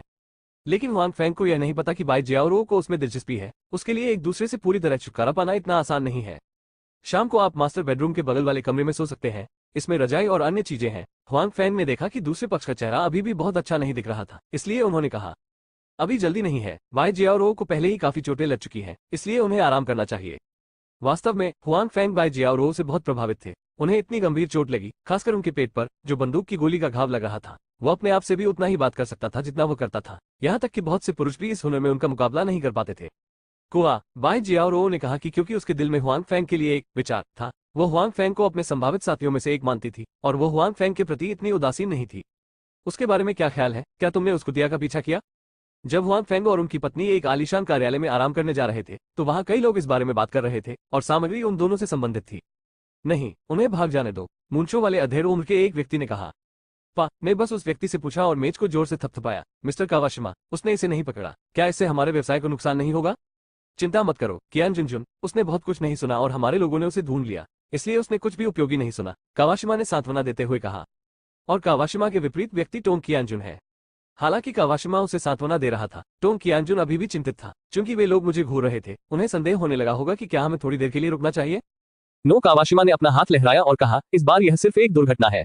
मेरे लोग सूखा खाना नहीं खाते हैं। अगली बार जब वह आएगी तो वह इतनी अच्छी किस्मत के साथ सुरक्षित रूप से नहीं जा सकती। इसके अलावा हाल के समय में उपर्युक्त लोग भी बहुत जरूरी हैं, इसलिए माल के इस बैच को जल्द से जल्द भेजा जाना चाहिए। टोंग कियानजुन अभी भी थोड़ा झिझक और डरा हुआ है। सिचुआन द्वीप चीनी नहीं है, निस्संदेह वो उन लोगों की ताकत को नहीं समझता। वह इसी देश में रह रहे हैं। स्वाभाविक रूप से वह जानता है कि एक बार जब वे लोग खुद से निपटना चाहेंगे तो वो प्रांत का सबसे अमीर आदमी बनने का जोखिम भी नहीं उठा सकता। इसके बारे में चिंता मत करो, हम इसकी उचित व्यवस्था कर देंगे, तुम्हें बस सामान तैयार करना है, कावाशिमा ने फिर कहा। उसके बाद वो उठा और चिंतित बच्चे कियानजुन को छोड़कर चला गया। मात्सुदा कैसी है? जब वो दरवाजे पर पहुंचा तो कावाशिमा ने अपने आसपास के लोगों से पूछा। इस समय वो उतना निश्चिंत और आश्वस्त नहीं था जितना कि वो टोंग कियानजुन के साथ था। इसके बजाय वो नाराज और चिंतित था। दाहिना हाथ अस्थायी रूप से अक्षम कर दिया गया है, ये ज्ञात नहीं है कि इसे बाद में पुनर्प्राप्त किया जा सकता है या नहीं, उसके बगल वाले आदमी ने धीमी आवाज में कहा। बेहतर नॉवल पढ़ने के लिए आप हमारे YouTube चैनल और ऑडियो एक्सप्लेन टेलीग्राम चैनल से जुड़ सकते हैं। 313 नया कर्मचारी पंजीकरण। बर्बाद, ये सब बर्बाद है। इतने सारे लोग एक महिला को पकड़ने जाते हैं जो गंभीर रूप से घायल हो गई है, लेकिन उन्होंने अभी तक उसे नहीं पकड़ा है। आपका क्या फायदा, कावाशिमा ने गुस्से से कहा। मेरे बगल वाले व्यक्ति ने अपना सिर नीचे कर लिया और जवाब देने की हिम्मत नहीं की। क्या उस आदमी को अपनी पहचान पता चल गई? क्या वो उस महिला का साथी है? लंबी डांट के बाद कावाशिमा हुआंग फेंग के बारे में पूछने के लिए रुका। ये फिलहाल स्पष्ट नहीं है। हालांकि मात्सुदा ने उस समय दूसरे पक्ष के साथ लड़ाई की थी, समय कम था और रोशनी अंधेरा थी, इसलिए उसने दूसरे पक्ष का चेहरा स्पष्ट रूप से नहीं देखा। हालांकि उसे साथ रहना चाहिए महिला, और अंततः वह महिला को ले गया। बगल वाले ने झट से उत्तर दिया। कावाशिमा के मन में भी ये सच है। चूंकि दूसरे पक्ष को उन पर संदेह है, इसलिए एक से अधिक लोगों का आना सामान्य बात है। हालांकि वे बहुत लापरवाह थे और इससे पहले उन्हें भारी नुकसान उठाना पड़ा। अपनी सतर्कता मजबूत करें, चीजें यही खत्म नहीं हुई है, वो महिला फिर आएगी, कावाशिमा ने कहा। अरे, कावाशिमा के चले जाने के बाद टोंग कियांजुन कमरे में आगे पीछे घूमता रहा और सोचता रहा कि क्या करना है। मूल रूप से जब तक महिला की हत्या हुई, कुछ समय के लिए ये ठीक रहेगा। इस खेप के निकल जाने के बाद वो कुछ देर के लिए रुक जाता था। ऐसे में अगर दूसरे पक्ष के लोगों को संदेह होता तो भी वो अपने बारे में कुछ नहीं कर पाता था। लेकिन अब अचानक एक शख्स सामने आता है और महिला को बचा लेता है। ऐसे में यहाँ की चीजें उजागर होने की संभावना है। कुछ देर रुकना और फिर काम करना अच्छा विचार है। हालांकि कावाशिमा में वे लोग एक दूसरे से सहमत नहीं हैं, जो टोंग कियांजुन को क्रोधित और असहाय बनाता है। दूसरा पक्ष सलाह ही नहीं सुनता। अपनी सुरक्षा की परवाह किए बिना वो उन लोगों को अपमानित करने या उन्हें हल्के में लेने की हिम्मत नहीं करता है। वो केवल काम करना जारी रख सकता है। हालांकि यदि आप टोंग कियांजुन की स्थिति में आ सकते हैं, तो आप उसे दूसरे पक्ष की दया पर कैसे रहने दे सकते हैं और ऐसा करने के लिए तैयार हो सकते हैं। हालांकि उनके उत्थान को शुरुआत में दूसरे पक्ष द्वारा पुरस्कृत किया गया था। टोंग कियांजुन को लगता है कि उन्होंने पहले ही उन्हें चुका दिया है। अब ये लोग जानते हैं कि वे खुद को मार रहे हैं और उन्हें बिना लड़ाई के पकड़ा नहीं जा सकता। ये सोचकर टोंग कियांजुन ने अपना मन बनाया, अपनी प्रेमिका को बुलाया और आदेश दिया। वो ये भी जानता था कि एक बार जब दूसरा पक्ष उसे वास्तव में पहचान लेगा, तो वह दूसरे पक्ष को अपमानित करेगा और उसका चेहरा भी पूरी तरह से फाड़ देगा। हालांकि अगर वो अच्छी तरह से काम कर सकता है, तो वह इस मामले में उस महिला संगठन को दोषी ठहरा सकता है। इस तरह न केवल कोई जोखिम नहीं है, बल्कि इसके पीछे के लोगों को कुछ रंग भी दे सकता है। टोंग कियांजुन ने सावधानीपूर्वक अपने दिमाग में इसकी योजना बनाई। अगली सुबह जब हुआंग फेंग उठे और पाया कि बाई जियाओ चली गई थी, तो उन्हें राहत मिली। हालांकि जब उसने सोचा कि वो भविष्य में एक दूसरे से नहीं मिलेंगे, तो उसे बाई जियाओ द्वारा छोड़ा गया नोट मिला। हम फिर मिलेंगे, बड़े सिर मिलते हैं। हुआंग फेंग ने नोट देखा और बुदबुदाया कि यह इतना खतरनाक था कि वह उससे कल रात मिला था। अगर उसने उससे कई बार और संपर्क किया तो उसे नहीं पता था कि उसे जान का खतरा होगा या नहीं। हुआंग फेंग को उम्मीद है कि दूसरा पक्ष कुछ समय में खुद को भूल जाएगा और खुद को खोजने के लिए वापस नहीं आएगा। फिर हुआंग फेंग काम पर चला जाता है और हुआंग फेंग को एक बार फिर कार न होने यानी बस को दबाने के दर्द का एहसास हुआ। लेकिन आज सप्ताहांत है, बस में ज्यादा लोग नहीं हैं, इसलिए ये सामान्य से थोड़ा बेहतर है, लेकिन ये थोड़ा ही है। कोई रास्ता नहीं। जब आपके पास पैसा हो तो आपको एक कार खरीदनी होगी। इसके अलावा कारखाने में कोई कार न होना भी अच्छा नहीं है। हुआंग फेंग का शरीर बस के साथ आगे पीछे हिलता है, चुपचाप सोचता रहता है। उसे एक कार और एक फैक्ट्री की भी जरूरत है, अन्यथा कारखाने के लोगों के लिए अन्य कंपनियों या कारखानों के साथ व्यापार के बारे में बात करना असुविधाजनक होगा। उन्हें हमेशा टैक्सी से नहीं बुलाया जा सकता। न केवल असुविधाजनक, बल्कि अन्य कंपनियां उन्हें हेय दृष्टि से देखेंगी। हुआंग फेंग का अपना ड्राइविंग लाइसेंस कोई समस्या नहीं है। जब वो कॉलेज में थे तो उन्होंने अपने खाली समय का उपयोग अपना लाइसेंस प्राप्त करने के लिए किया। उस समय जब उन्होंने स्कूल में दाखिला लिया तो ये सस्ता होगा, इसलिए हुआंग फेंग और गो लियांग दोनों ने साइन अप किया और अपने लाइसेंस प्राप्त किए। अंतर यह है कि हुआंग फेंग को हाल तक ड्राइविंग का अभ्यास करने का मौका नहीं मिला था। मो ने कई बार ड्राइव की थी, लेकिन गो लियांग घर जा सकते हैं और अपने पिता की कार के साथ खेल सकते हैं। जब हुआंग फेंग कारखाने में पहुंचे तो वहां कई लोग थे जिन्होंने कल प्रारंभिक साक्षात्कार पास कर लिया था। हालांकि आज सप्ताहांत है। जब हुआंग फेंग ने इन लोगों से आज रिपोर्ट करने के लिए कहा तो उनमें से किसी ने भी आपत्ति नहीं जताई। उनके लिए जल्दी काम पर जाना बेहतर है। कुछ ही देर में गो लियांग भी आ गए। आखिरकार वो कारखाने का प्रभारी है। हुआंग फेंग ने कई सेल्समैनों की भर्ती की है, उन्हें इन भावी कर्मचारियों पर एक नजर अवश्य डालनी चाहिए। कारखाने में कर्मचारी एक के बाद एक आए हैं, लेकिन सभी नहीं, बल्कि आंशिक रूप से। बेशक ओवरटाइम वेतन भी है, क्योंकि सीवेज उपचार उपकरण का उत्पादन अभी शुरू हुआ है। हुआंग फेंग और गो लियांग दोनों जल्द से जल्द खरीदारी करना चाहते हैं और अधिक उत्पादन करना चाहते हैं, इसलिए वे लोगों से ओवरटाइम काम करने की व्यवस्था करते हैं। जब सब कुछ पटरी पर होगा तो ये स्वाभाविक होगा, ऐसा नहीं होगा। मालिक वो भी यहाँ आया था। वो कार्यशाला को देखने के लिए यहाँ आए और इन सेल्समैन को रुइजी सीवेज उपचार उपकरण की विशेषताओं के बारे में बताया। यदि सेल्समैन को नहीं पता कि वे क्या बेचते हैं, तो वे उन्हें अपने ग्राहकों से कैसे परिचित करा सकते हैं? ये बात हर कोई जानता है, इसलिए जब मास्टर समझाते हैं तो हर कोई ध्यान से सुनता है। आप उनके समूह के बारे में क्या सोचते हैं? क्या हम अपना सामान बाहर धकेल सकते हैं? कमरे के बाहर हुआंग फेंग ने गो लियांग से पूछा। कोई समस्या नहीं होनी चाहिए। आखिरकार हमारी चीजें बहुत अच्छी हैं। इसके अलावा अगर उनकी क्षमता अच्छी नहीं है तो उन्हें लोगों के एक समूह को बदलने की जरूरत है। गो लियांग ने कहा कि सेल्समैन के पद के लिए ज्यादा विशेष आवश्यकताएं नहीं है और लोगों को बदलना बहुत सुविधाजनक होगा। हुआंग फेंग ने सिर हिलाया। उसने भी ऐसा सोचा था, अन्यथा उन्होंने कल एक साधारण साक्षात्कार के बाद उन्हें आज कार्यालय में रिपोर्ट करने के लिए नहीं कहा होता। और सेल्समैन भी इस समय बहुत उत्साहित है। मूल रूप से उनमें से कई ऐसे छोटे कारखाने में तभी आते थे जब उन्हें कुछ समय तक नौकरी नहीं मिलती थी और बहुत सारे काम की आवश्यकता होती थी। फिर वे काम करेंगे और साथ ही नई नौकरी भी ढूंढेंगे। उन्हें ज्यादा उम्मीद नहीं थी। आखिर इतनी छोटी फैक्ट्री कौन सी अच्छी चीजें तैयार कर सकती है। यदि वे सामान नहीं बेच सकते तो उनका कोई कमीशन नहीं होगा। यदि वे ऐसा नहीं करते हैं तो उनका वेतन बहुत कम होगा। हालांकि मास्टर का परिचय सुनने के बाद, विशेष रूप से मास्टर का वास्तविक संचालन देखने के बाद, उनके पिछले विचार नाटकीय रूप से बदल गए हैं। बेहतर नॉवल पढ़ने के लिए आप हमारे YouTube चैनल और ऑडियो एक्सप्लेन टेलीग्राम चैनल से जुड़ सकते हैं। 314 मुठभेड़। इन नए सेल्समैनों को उम्मीद नहीं थी कि इस छोटी सी फैक्ट्री में इतनी अच्छी चीज होगी जिसने अभी अभी अपना बॉस बदला है। यदि वे केवल वही सुनते जो गुरु ने कहा था तो वे उस पर पूरी तरह विश्वास नहीं कर पाते। आखिर सब अपनी अपनी बातें तो करेंगे ही। हालांकि मुख्य बात यह है कि मास्टर ने उन्हें एक जीवंत प्रदर्शन दिया ताकि वे प्रभाव को अपनी आंखों से देख सकें। भले ही वे पहले ऐसी चीजों के संपर्क में नहीं आए हों, वे सभी जानते हैं कि रुइजी ब्रांड सीवेज उपचार उपकरण कितना अच्छा और उन्नत है। इसलिए वे सभी उत्साहित हैं और ऊर्जा से भरपूर हैं। साथ ही मैं उनकी पसंद के लिए बहुत आभारी हूँ। सौभाग्य से उन्होंने पहले अन्य लोगों की तरह यह नौकरी नहीं छोड़ी, इसलिए यहाँ काम करना अधिक आशाजनक है। इसके अलावा ये देखते हुए कि कारखाना बड़ा नहीं है और वहाँ बहुत से लोग नहीं हैं, वे बॉस द्वारा भर्ती किए गए कर्मचारियों का पहला बैच है। यदि कारखाने में चीजें इतनी अच्छी हैं और लाभ अच्छा है तो कारखाने का निश्चित रूप से अच्छा विकास होगा और उत्पादन का विस्तार होगा। और लोगों के पहले बैच के रूप में जब तक उनकी क्षमता बहुत कम नहीं है, उन्हें निश्चित रूप से लाभ होगा। ये सोचकर वे अब बेचने के लिए विभिन्न कारखानों में जाने का इंतजार नहीं कर सकते। हालांकि आज ये स्पष्ट रूप से अच्छा नहीं है। रिजिके के सीवेज उपचार उपकरणों का प्रदर्शन करने के अलावा हमें उन्हें अन्य सीवेज उपचार उपकरणों के बारे में बताना होगा ताकि वे अपने उत्पादों के फायदे जान सकें और जब वे अपने उत्पाद दूसरों को बेच रहे हों तो वे अधिक विशिष्ट और प्रेरक हो सकें। और जितना अधिक वे अन्य सीवेज उपचार उपकरणों के बारे में जानते हैं उतना ही अधिक आश्वस्त होते हैं। अब इससे कोई फर्क नहीं पड़ता कि उन्होंने पहले क्या सोचा था। हर कोई यहाँ कड़ी मेहनत करने के लिए दृढ़ है। यदि वे पैसे के साथ ऐसी आशाजनक नौकरी छोड़ देते हैं तो यह मूर्खतापूर्ण होगा।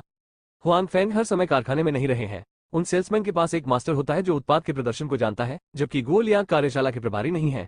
जो रोलान और गो मेंगडिन एक कार्मिक का प्रभारी है और दूसरा वित्त का प्रभारी है, इसलिए हुआंग फेंग आराम से जा सकते हैं। वास्तव में कर्मियों में जो रोलान के अनुभव के अलावा अन्य 3 गो लियांग अपने अपने क्षेत्रों में नए हैं। सौभाग्य से फैक्ट्री बड़ी नहीं है और वहाँ ज्यादा लोग नहीं हैं। वे बस उनके लिए अभ्यास कर सकते हैं। फैक्ट्री का विस्तार होने पर वे अपना काम सुचारू रूप से शुरू कर सकेंगे। हालांकि हुआंग फेंग ने फैक्ट्री छोड़ दी, इसका मतलब यह नहीं है कि उसके पास करने के लिए कुछ नहीं है, क्योंकि उसके पास एक और नौकरी है। जैसे ही वो फैक्ट्री से बाहर निकला, उसे सुयुमो का फोन आया और उसने पूछा कि क्या उसके पास समय है। अगर उसके पास समय होता तो वो उसके साथ बाहर जाता। हुआंग फेंग का खुद से कोई लेना देना नहीं था, इसलिए वो सहमत हो गए। मेंग जियाओ मोक्स्यू के साथ काम करने के लिए बाहर गया है। आज मुझे कई स्टोर देखने हैं। हुआंग फेंग के आगमन को देखकर सुयुमो ने 2 वाक्य बताए। दरअसल ये सुयुमो और जी मेंग जियाओ थे जो आज एक साथ स्टोर पर जाने वाले थे, लेकिन टैंग मिक्स्यू ने जी मेंग जियाओ को दूर बुलाया और सुयुमो को हुआंग फेंग को अपने साथ बुलाने के लिए कहा। स्वाभाविक रूप से वो हुआंग फेंग और सुयुमो के लिए अवसर पैदा करना चाहता था। सुयुमो ने इसे समझा। हालांकि वो शर्मिंदा था, उसने टैंग मिक्स्यू मीनिंग से इनकार नहीं किया। स्वाभाविक रूप से हुआंग फेंग की कोई राय नहीं है। आज उसके पास करने को ज्यादा कुछ नहीं था। इसके अलावा वो तियानजियाओ समूह का भी सदस्य है। सुयुमो सीधा स्टोर खोलने के लिए स्टोर पर गया, उसे जाना चाहिए।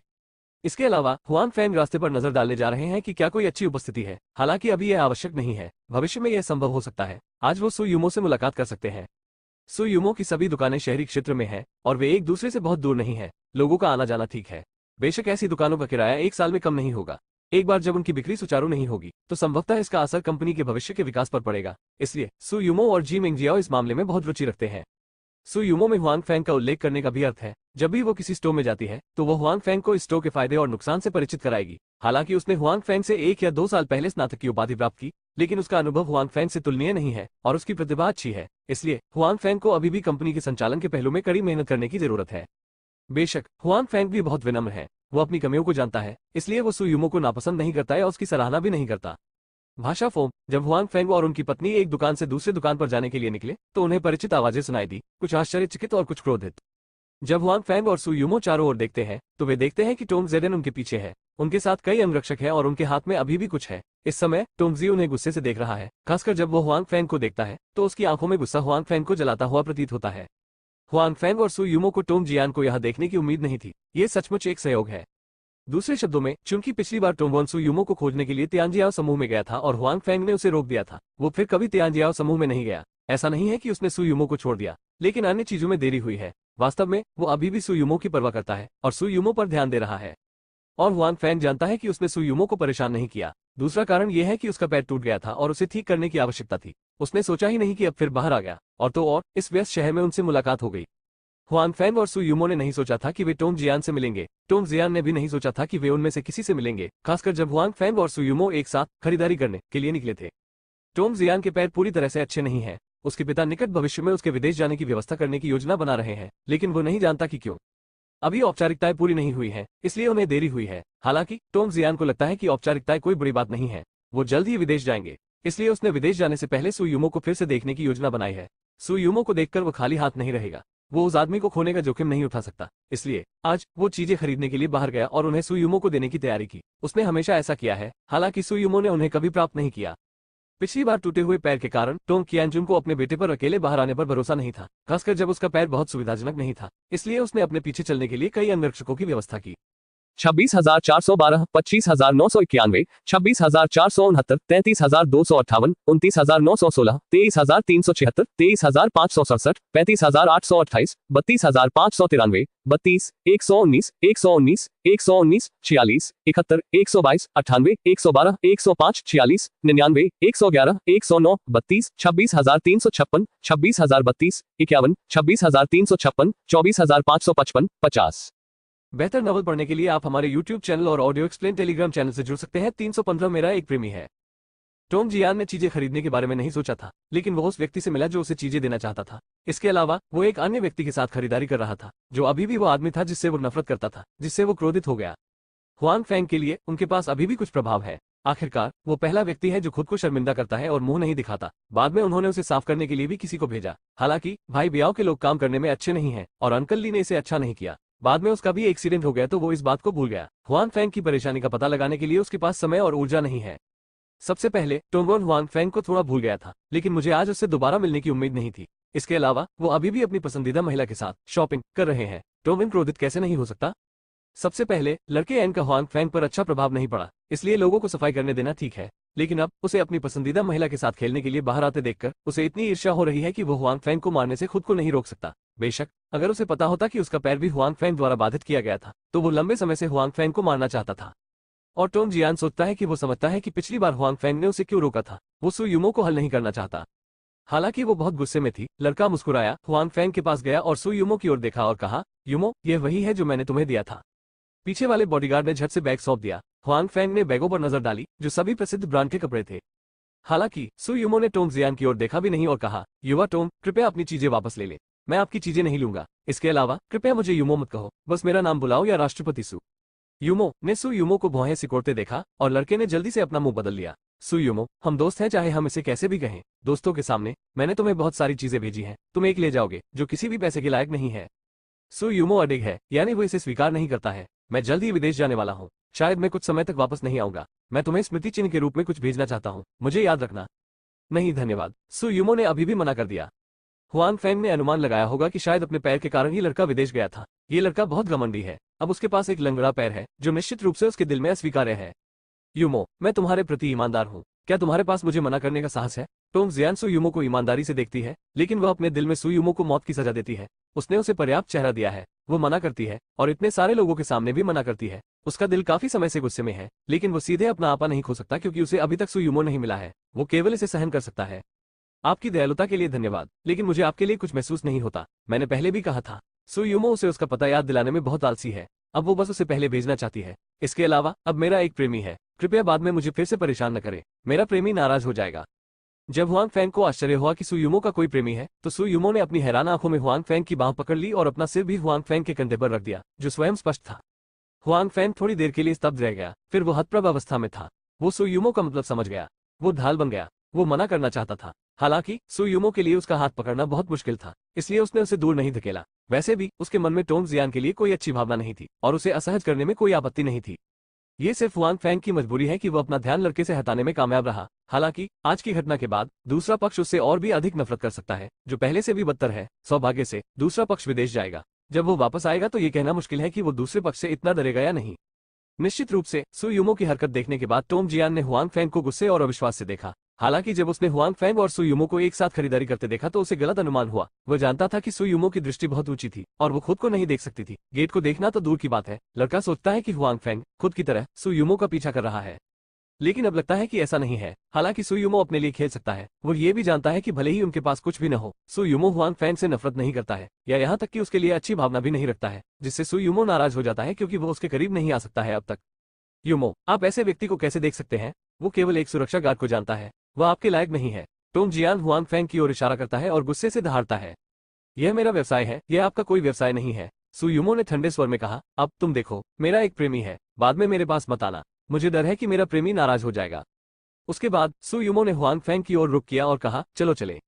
सु युमो की कोमल आंखों ने हुआंग फैंग को थोड़ा बेहोश कर दिया और यहाँ तक कि टोंग जियान की तंत्रिका को भी उत्तेजित कर दिया। वो क्रोध से कांप रहा था। वो क्या कहना चाह रहा था? उसने पाया कि हुआंग फैंग और उसकी पत्नी मुकर गए थे। अपने छोटे सुरक्षा गार्ड को चोदो, मैं तुम्हें जाने नहीं दूंगा। इस समय हुआंग फैंग की हत्या के प्रति लड़के का दिल बहुत बढ़ गया था, जो अब पिछले पार्ट की मानसिकता नहीं थी। Hello mister Kawashima. हेलो मेरे बेटे एन। क्या आपके पास शाम को समय है? मैं तुम्हें रात के खाने पर आमंत्रित करना चाहता हूँ। ठीक है, उस शाम मिलते हैं। जब हुआंग फैंग और उनकी पत्नी दूर होते हैं तो लड़का और कॉल और जिस व्यक्ति की वे तलाश कर रहे हैं वो कावाशिमा है। टोंग जियान को नहीं पता कि यह कावाशिमा उसके पिता के साथ क्या व्यवसाय कर रहा है। टोंग कियानजुन उससे एक रहस्य छिपा रहा है। हालांकि इससे कोई फर्क नहीं पड़ता। महत्वपूर्ण बात यह है कि वो जानता है कि यह कावाशिमा बहुत कुशल है और जिन लोगों को वो लाता है वे सभी बहुत शक्तिशाली हैं। इससे पहले उसने कई बार हुआंग फैंग को पढ़ाने के लिए किसी को ढूंढा, लेकिन वो सफल नहीं हुआ, जिससे टोंग जियान को लगता है कि हुआंग फैंग अभी भी थोड़ा कुशल था। इसलिए उसने ऐसा नहीं किया। इसलिए उसे डर था कि हुआंग फैंग उसे सबक सिखाने का अवसर लेगा। अब वो हुआंग फैंग को मारना चाहता है और वो अपने आसपास के अंगरक्षकों पर बहुत अधिक भरोसा नहीं करता है। इसलिए वह सोचता है कि उसके पिता के मेहमान कावाशिमा जून, वो और उसके अधीनस्थ अभी भी बहुत शक्तिशाली हैं और उन पर भरोसा किया जाना चाहिए।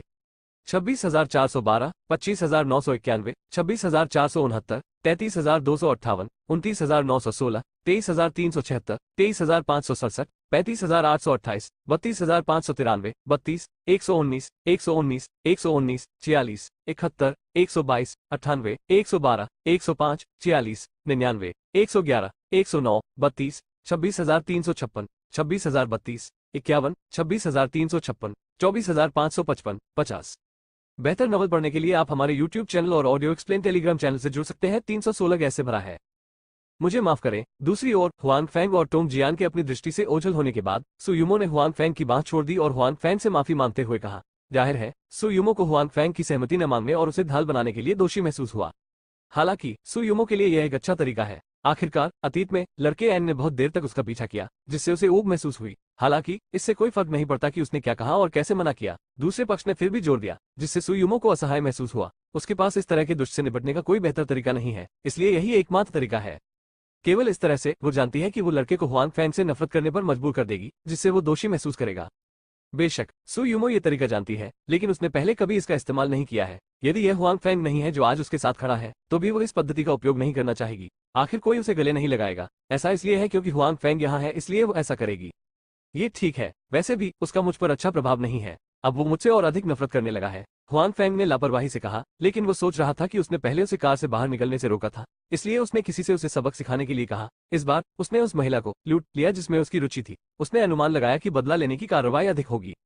मृत प्यूमा भाई के बारे में सोचकर हुआंग फैंग का दिल थोड़ा भारी हो गया। वो कुछ भी कर सकता है। मुझे पता है कि इससे आपको परेशानी होगी, लेकिन मैं वास्तव में उससे थक गया हूँ। सु युमो अभी भी समझा रही है। मैं समझता हूँ, हुआंग ने कहा। इसके अलावा मुझे आपके प्रेमी का किरदार निभाना अच्छा लगता है। जब सु युमो ने हुआंग फैंग के शब्द सुने तो उसका चेहरा थोड़ा लाल हो गया, लेकिन उसने अपने दिल में सोचा, ऐसा लगता है कि हुआंग फैंग को अपने प्रेमी होने से कोई आपत्ति नहीं थी। हालांकि सु युमो दिल से शर्मीले थे, इसलिए उन्होंने जो सोचा था उसे सीधे तौर पर कहने की हिम्मत नहीं की। माफी व्यक्त करने के लिए मैं आपको शाम को रात्रि भोज पर आमंत्रित करूंगा। सु युमो ने यह कहने का अवसर लिया कि मूल रूप से वो अभी भी सोच रही थी कि हुआंग फैंग के साथ रात्रिभोज करने के लिए किस तरह का बहाना इस्तेमाल किया जाए, लेकिन अब उसके पास एक तैयार कारण है। मैं तुम्हें शाम को मार डालूंगा, हुआंग फैंग ने जानबूझकर कहा।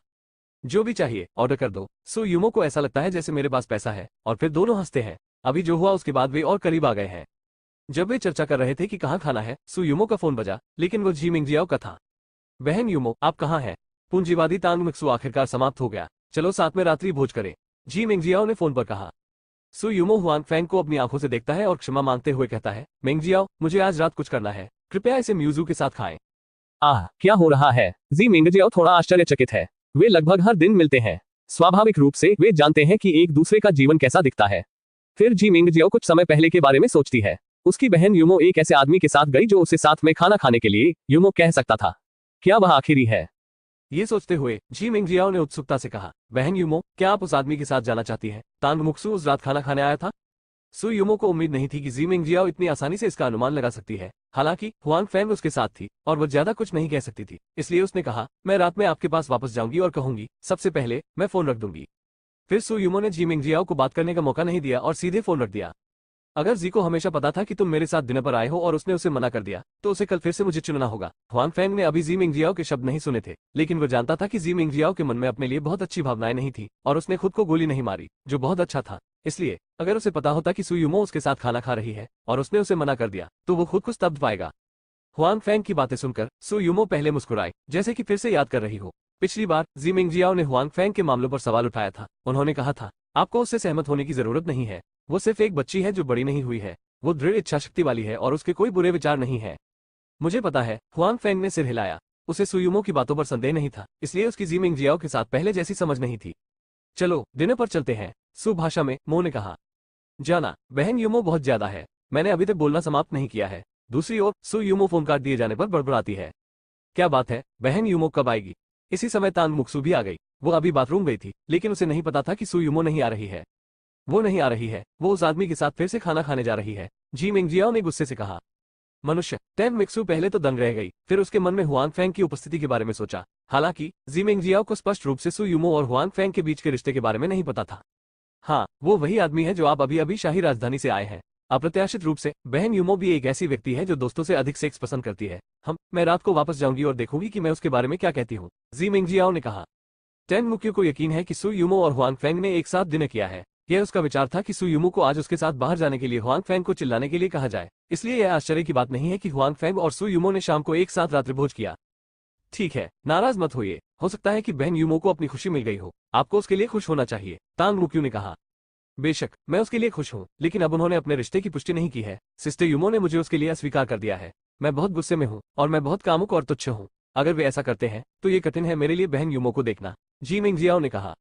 नहीं, शायद आप उस आदमी को जानते हो। वो आदमी ठीक हमारे बगल में। इस तरह हम भविष्य में अक्सर मिलेंगे। टेन मुक्यू स्वाभाविक रूप से हुआंग फेंग की पहचान जानता है। ये संभव नहीं है। क्या ये हमारे आसपास है? जहां तक उन बदबूदार पुरुषों की बात है जिन्हें हम जानते हैं, वे बहन युमो के योग्य कैसे हो सकते हैं? जी मिंगजियाओ को इस पर विश्वास नहीं हुआ। हाँ, तब तुम्हें पता चल जाएगा। यह मत कहो कि सुयुमो और हुआंग फेंग निश्चित नहीं है। यदि वे हैं भी तो सुयुमो को यह स्वयं कहना चाहिए। ठीक है, चलो चले और खाना खा ले। क्या तुम बहुत पहले से भूखे नहीं हो? तांग मुक्यू ने कहा। मैं खाना नहीं चाहता, लेकिन मुझे गैस भरी हुई है। जी मिंगजियाओ को अभी भी कुछ समस्याएं हैं। टैन मिक्स्यू हंसता है और जी मिंगजियाओ को दूर खींचता है।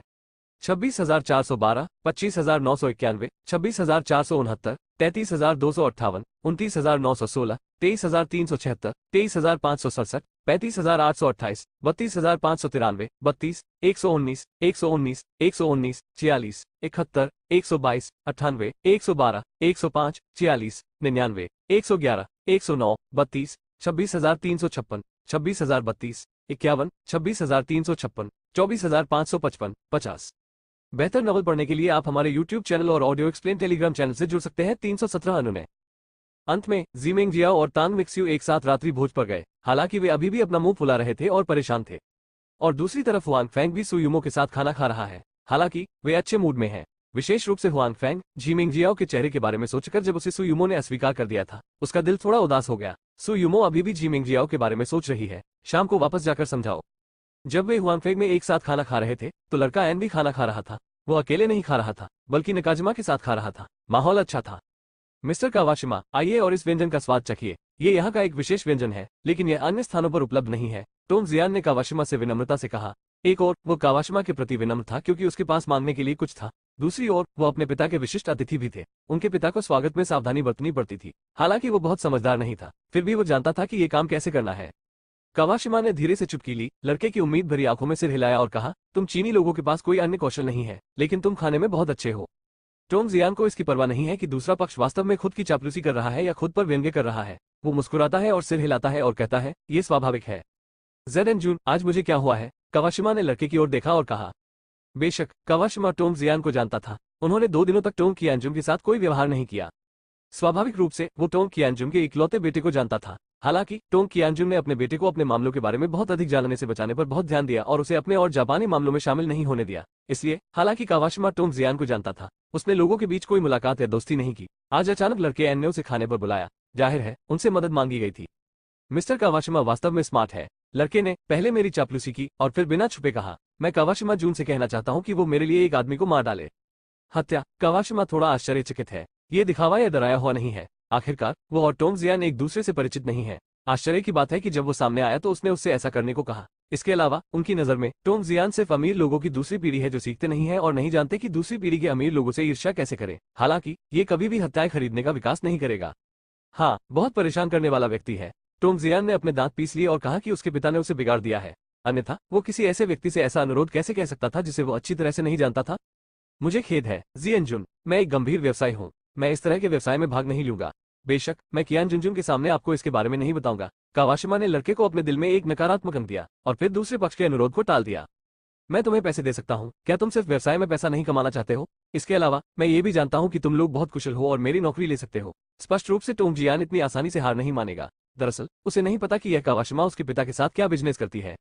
मुझे क्षमा करें जियनजुन, बेहतर होगा कि आप किसी और को ढूंढ लें। कावाशिमा को लड़के के कुछ शब्दों से कैसे राजी किया जा सकता है? वो यहाँ प्राइवेट नौकरी करने नहीं बल्कि अपना खुद का बिजनेस करने आए थे। अब ऐसा लगता है कि उन्हें घूरकर देखा गया है। इस समय वो मितव्ययी कैसे हो सकता है?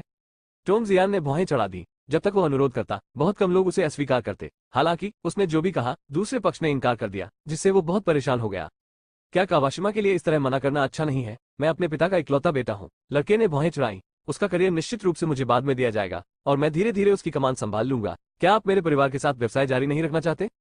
टोंग जियान की बातें सुनकर कावाशिमा की भौहें सिकुड़ गई, क्योंकि वो जानता था कि टोंग जियान सच कह रहा था। आखिरकार दूसरा पक्ष टोंग कियानजुन का इकलौता बेटा था। अब टोंग कियानजुन शायद ही कभी उसे व्यावसायिक मामलों के बारे में बताते हो, लेकिन ये केवल अस्थायी है। थोड़ी देर के बाद टोंग जियान निश्चित रूप से भाग लेंगे। अब निस्संदेह मैं कावाशिमा के बारे में नहीं जानता। टोंग कियानजुन उनसे छुटकारा पाने की कोशिश कर रहा है और टोंग जियान को अपना काम जारी नहीं रखने देगा। और टोंगजिया मुख्य भूमि में सिचुआन द्वीप में उनके संगठन का भागीदार है। उनके पास ताकत है, अनुभव है और सहयोग करने का वादा भी है। ऐसा पार्टनर ढूंढना इतना आसान नहीं है।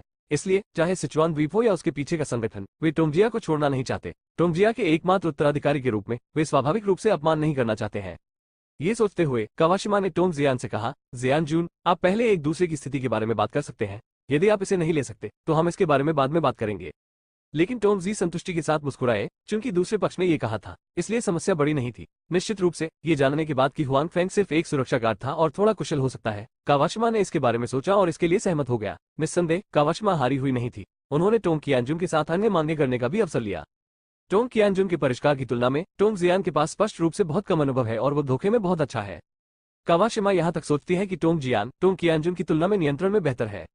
क्या उसे अपने पीछे के संगठनों को सुझाव देना चाहिए, अपने साझेदारों को बदलना चाहिए, टोंग कियानजुन को गायब कर देना चाहिए और टोंग जियान टोंग परिवार पर कब्जा कर लेगा ताकि वे टोंग परिवार को पूरी तरह से नियंत्रित कर सके। हालांकि टोंग जियान के पास ज्यादा दिमाग नहीं है और इस तरह का व्यक्ति बुरी चीजों की ओर प्रवृत्त होता है, इसलिए इस मामले पर विचार करने की जरूरत है। हालांकि ये पहले कावाशिमा और टोंग जियान के बीच संबंधों को प्रभावित नहीं करता है।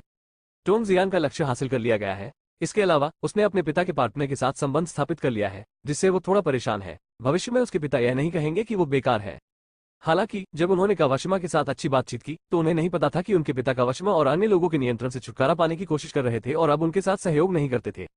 बेशक इसका मतलब यह नहीं है कि वो अब ऐसा नहीं करना चाहता, बल्कि यह कि वो अन्य लोगों के साथ सहयोग करना चाहता है। आखिरकार अन्य लोग उनके बारे में बहुत अधिक विवरण नहीं रखते हैं और उस पर नियंत्रण नहीं रखेंगे। दूसरों द्वारा नियंत्रित होने की भावना बहुत बुरी होती है। वो लंबे समय के लिए इस एहसास से छुटकारा पाना चाहता है। बेशक हुआंग फेंग को नहीं पता, टोंग जियान किसी ऐसे व्यक्ति की तलाश कर रहा है जो फिर से मुसीबत में पड़ जाए। इस बार उसे सबक सिखाना उतना आसान नहीं है। हालांकि हुआंग फेंग को नहीं पता है। वो ये भी अनुमान लगा सकता है कि टोंग जियान किस तरह का व्यक्ति है। वो अभी भी जानता है। बेहतर नॉवल पढ़ने के लिए आप हमारे YouTube चैनल और ऑडियो एक्सप्लेन टेलीग्राम चैनल से जुड़ सकते हैं। 318 बिक चुका है। एक अन्य स्थान पर बाई जियाओरो, जिनकी पहले हुआंग फेंग के साथ एक संक्षिप्त मुलाकात हुई थी, अधिक व्यापक उपचार से गुजर रही है। उसकी शारीरिक गुणवत्ता बहुत अच्छी है। इसके अलावा घायल हिस्सा कोई घातक हिस्सा नहीं है और उसका पहले भी आपातकालीन स्थिति में इलाज किया जा चुका है, इसलिए कोई बड़ी समस्या नहीं है। बाकी तो बस अच्छी रिकवरी है। जियाओरो, तुम्हें कैसा महसूस हो रहा है? एक शक्तिशाली दिखने वाले मध्यम आयु वर्ग के व्यक्ति ने बाई जियाओरो की ओर देखा और पूछा। कोई बात नहीं, सफेद जूडो अच्छी बात है। मध्यम आयु वर्ग के लोग आराम से हैं। आखिरकार ये कार्य उसके लिए एक सफेद जियाओरो को मुक्त करना है। इसके अलावा भविष्य में खतरा भी ज्यादा बड़ा नहीं है। सफेद जियाओरो इसका पूरी तरह से सामना कर सकता है। हालांकि मुझे उम्मीद नहीं थी कि बाई जियाओरो घायल हो जाएगी। वहां की स्थिति जितना मैंने सोचा था उससे कहीं अधिक जटिल है।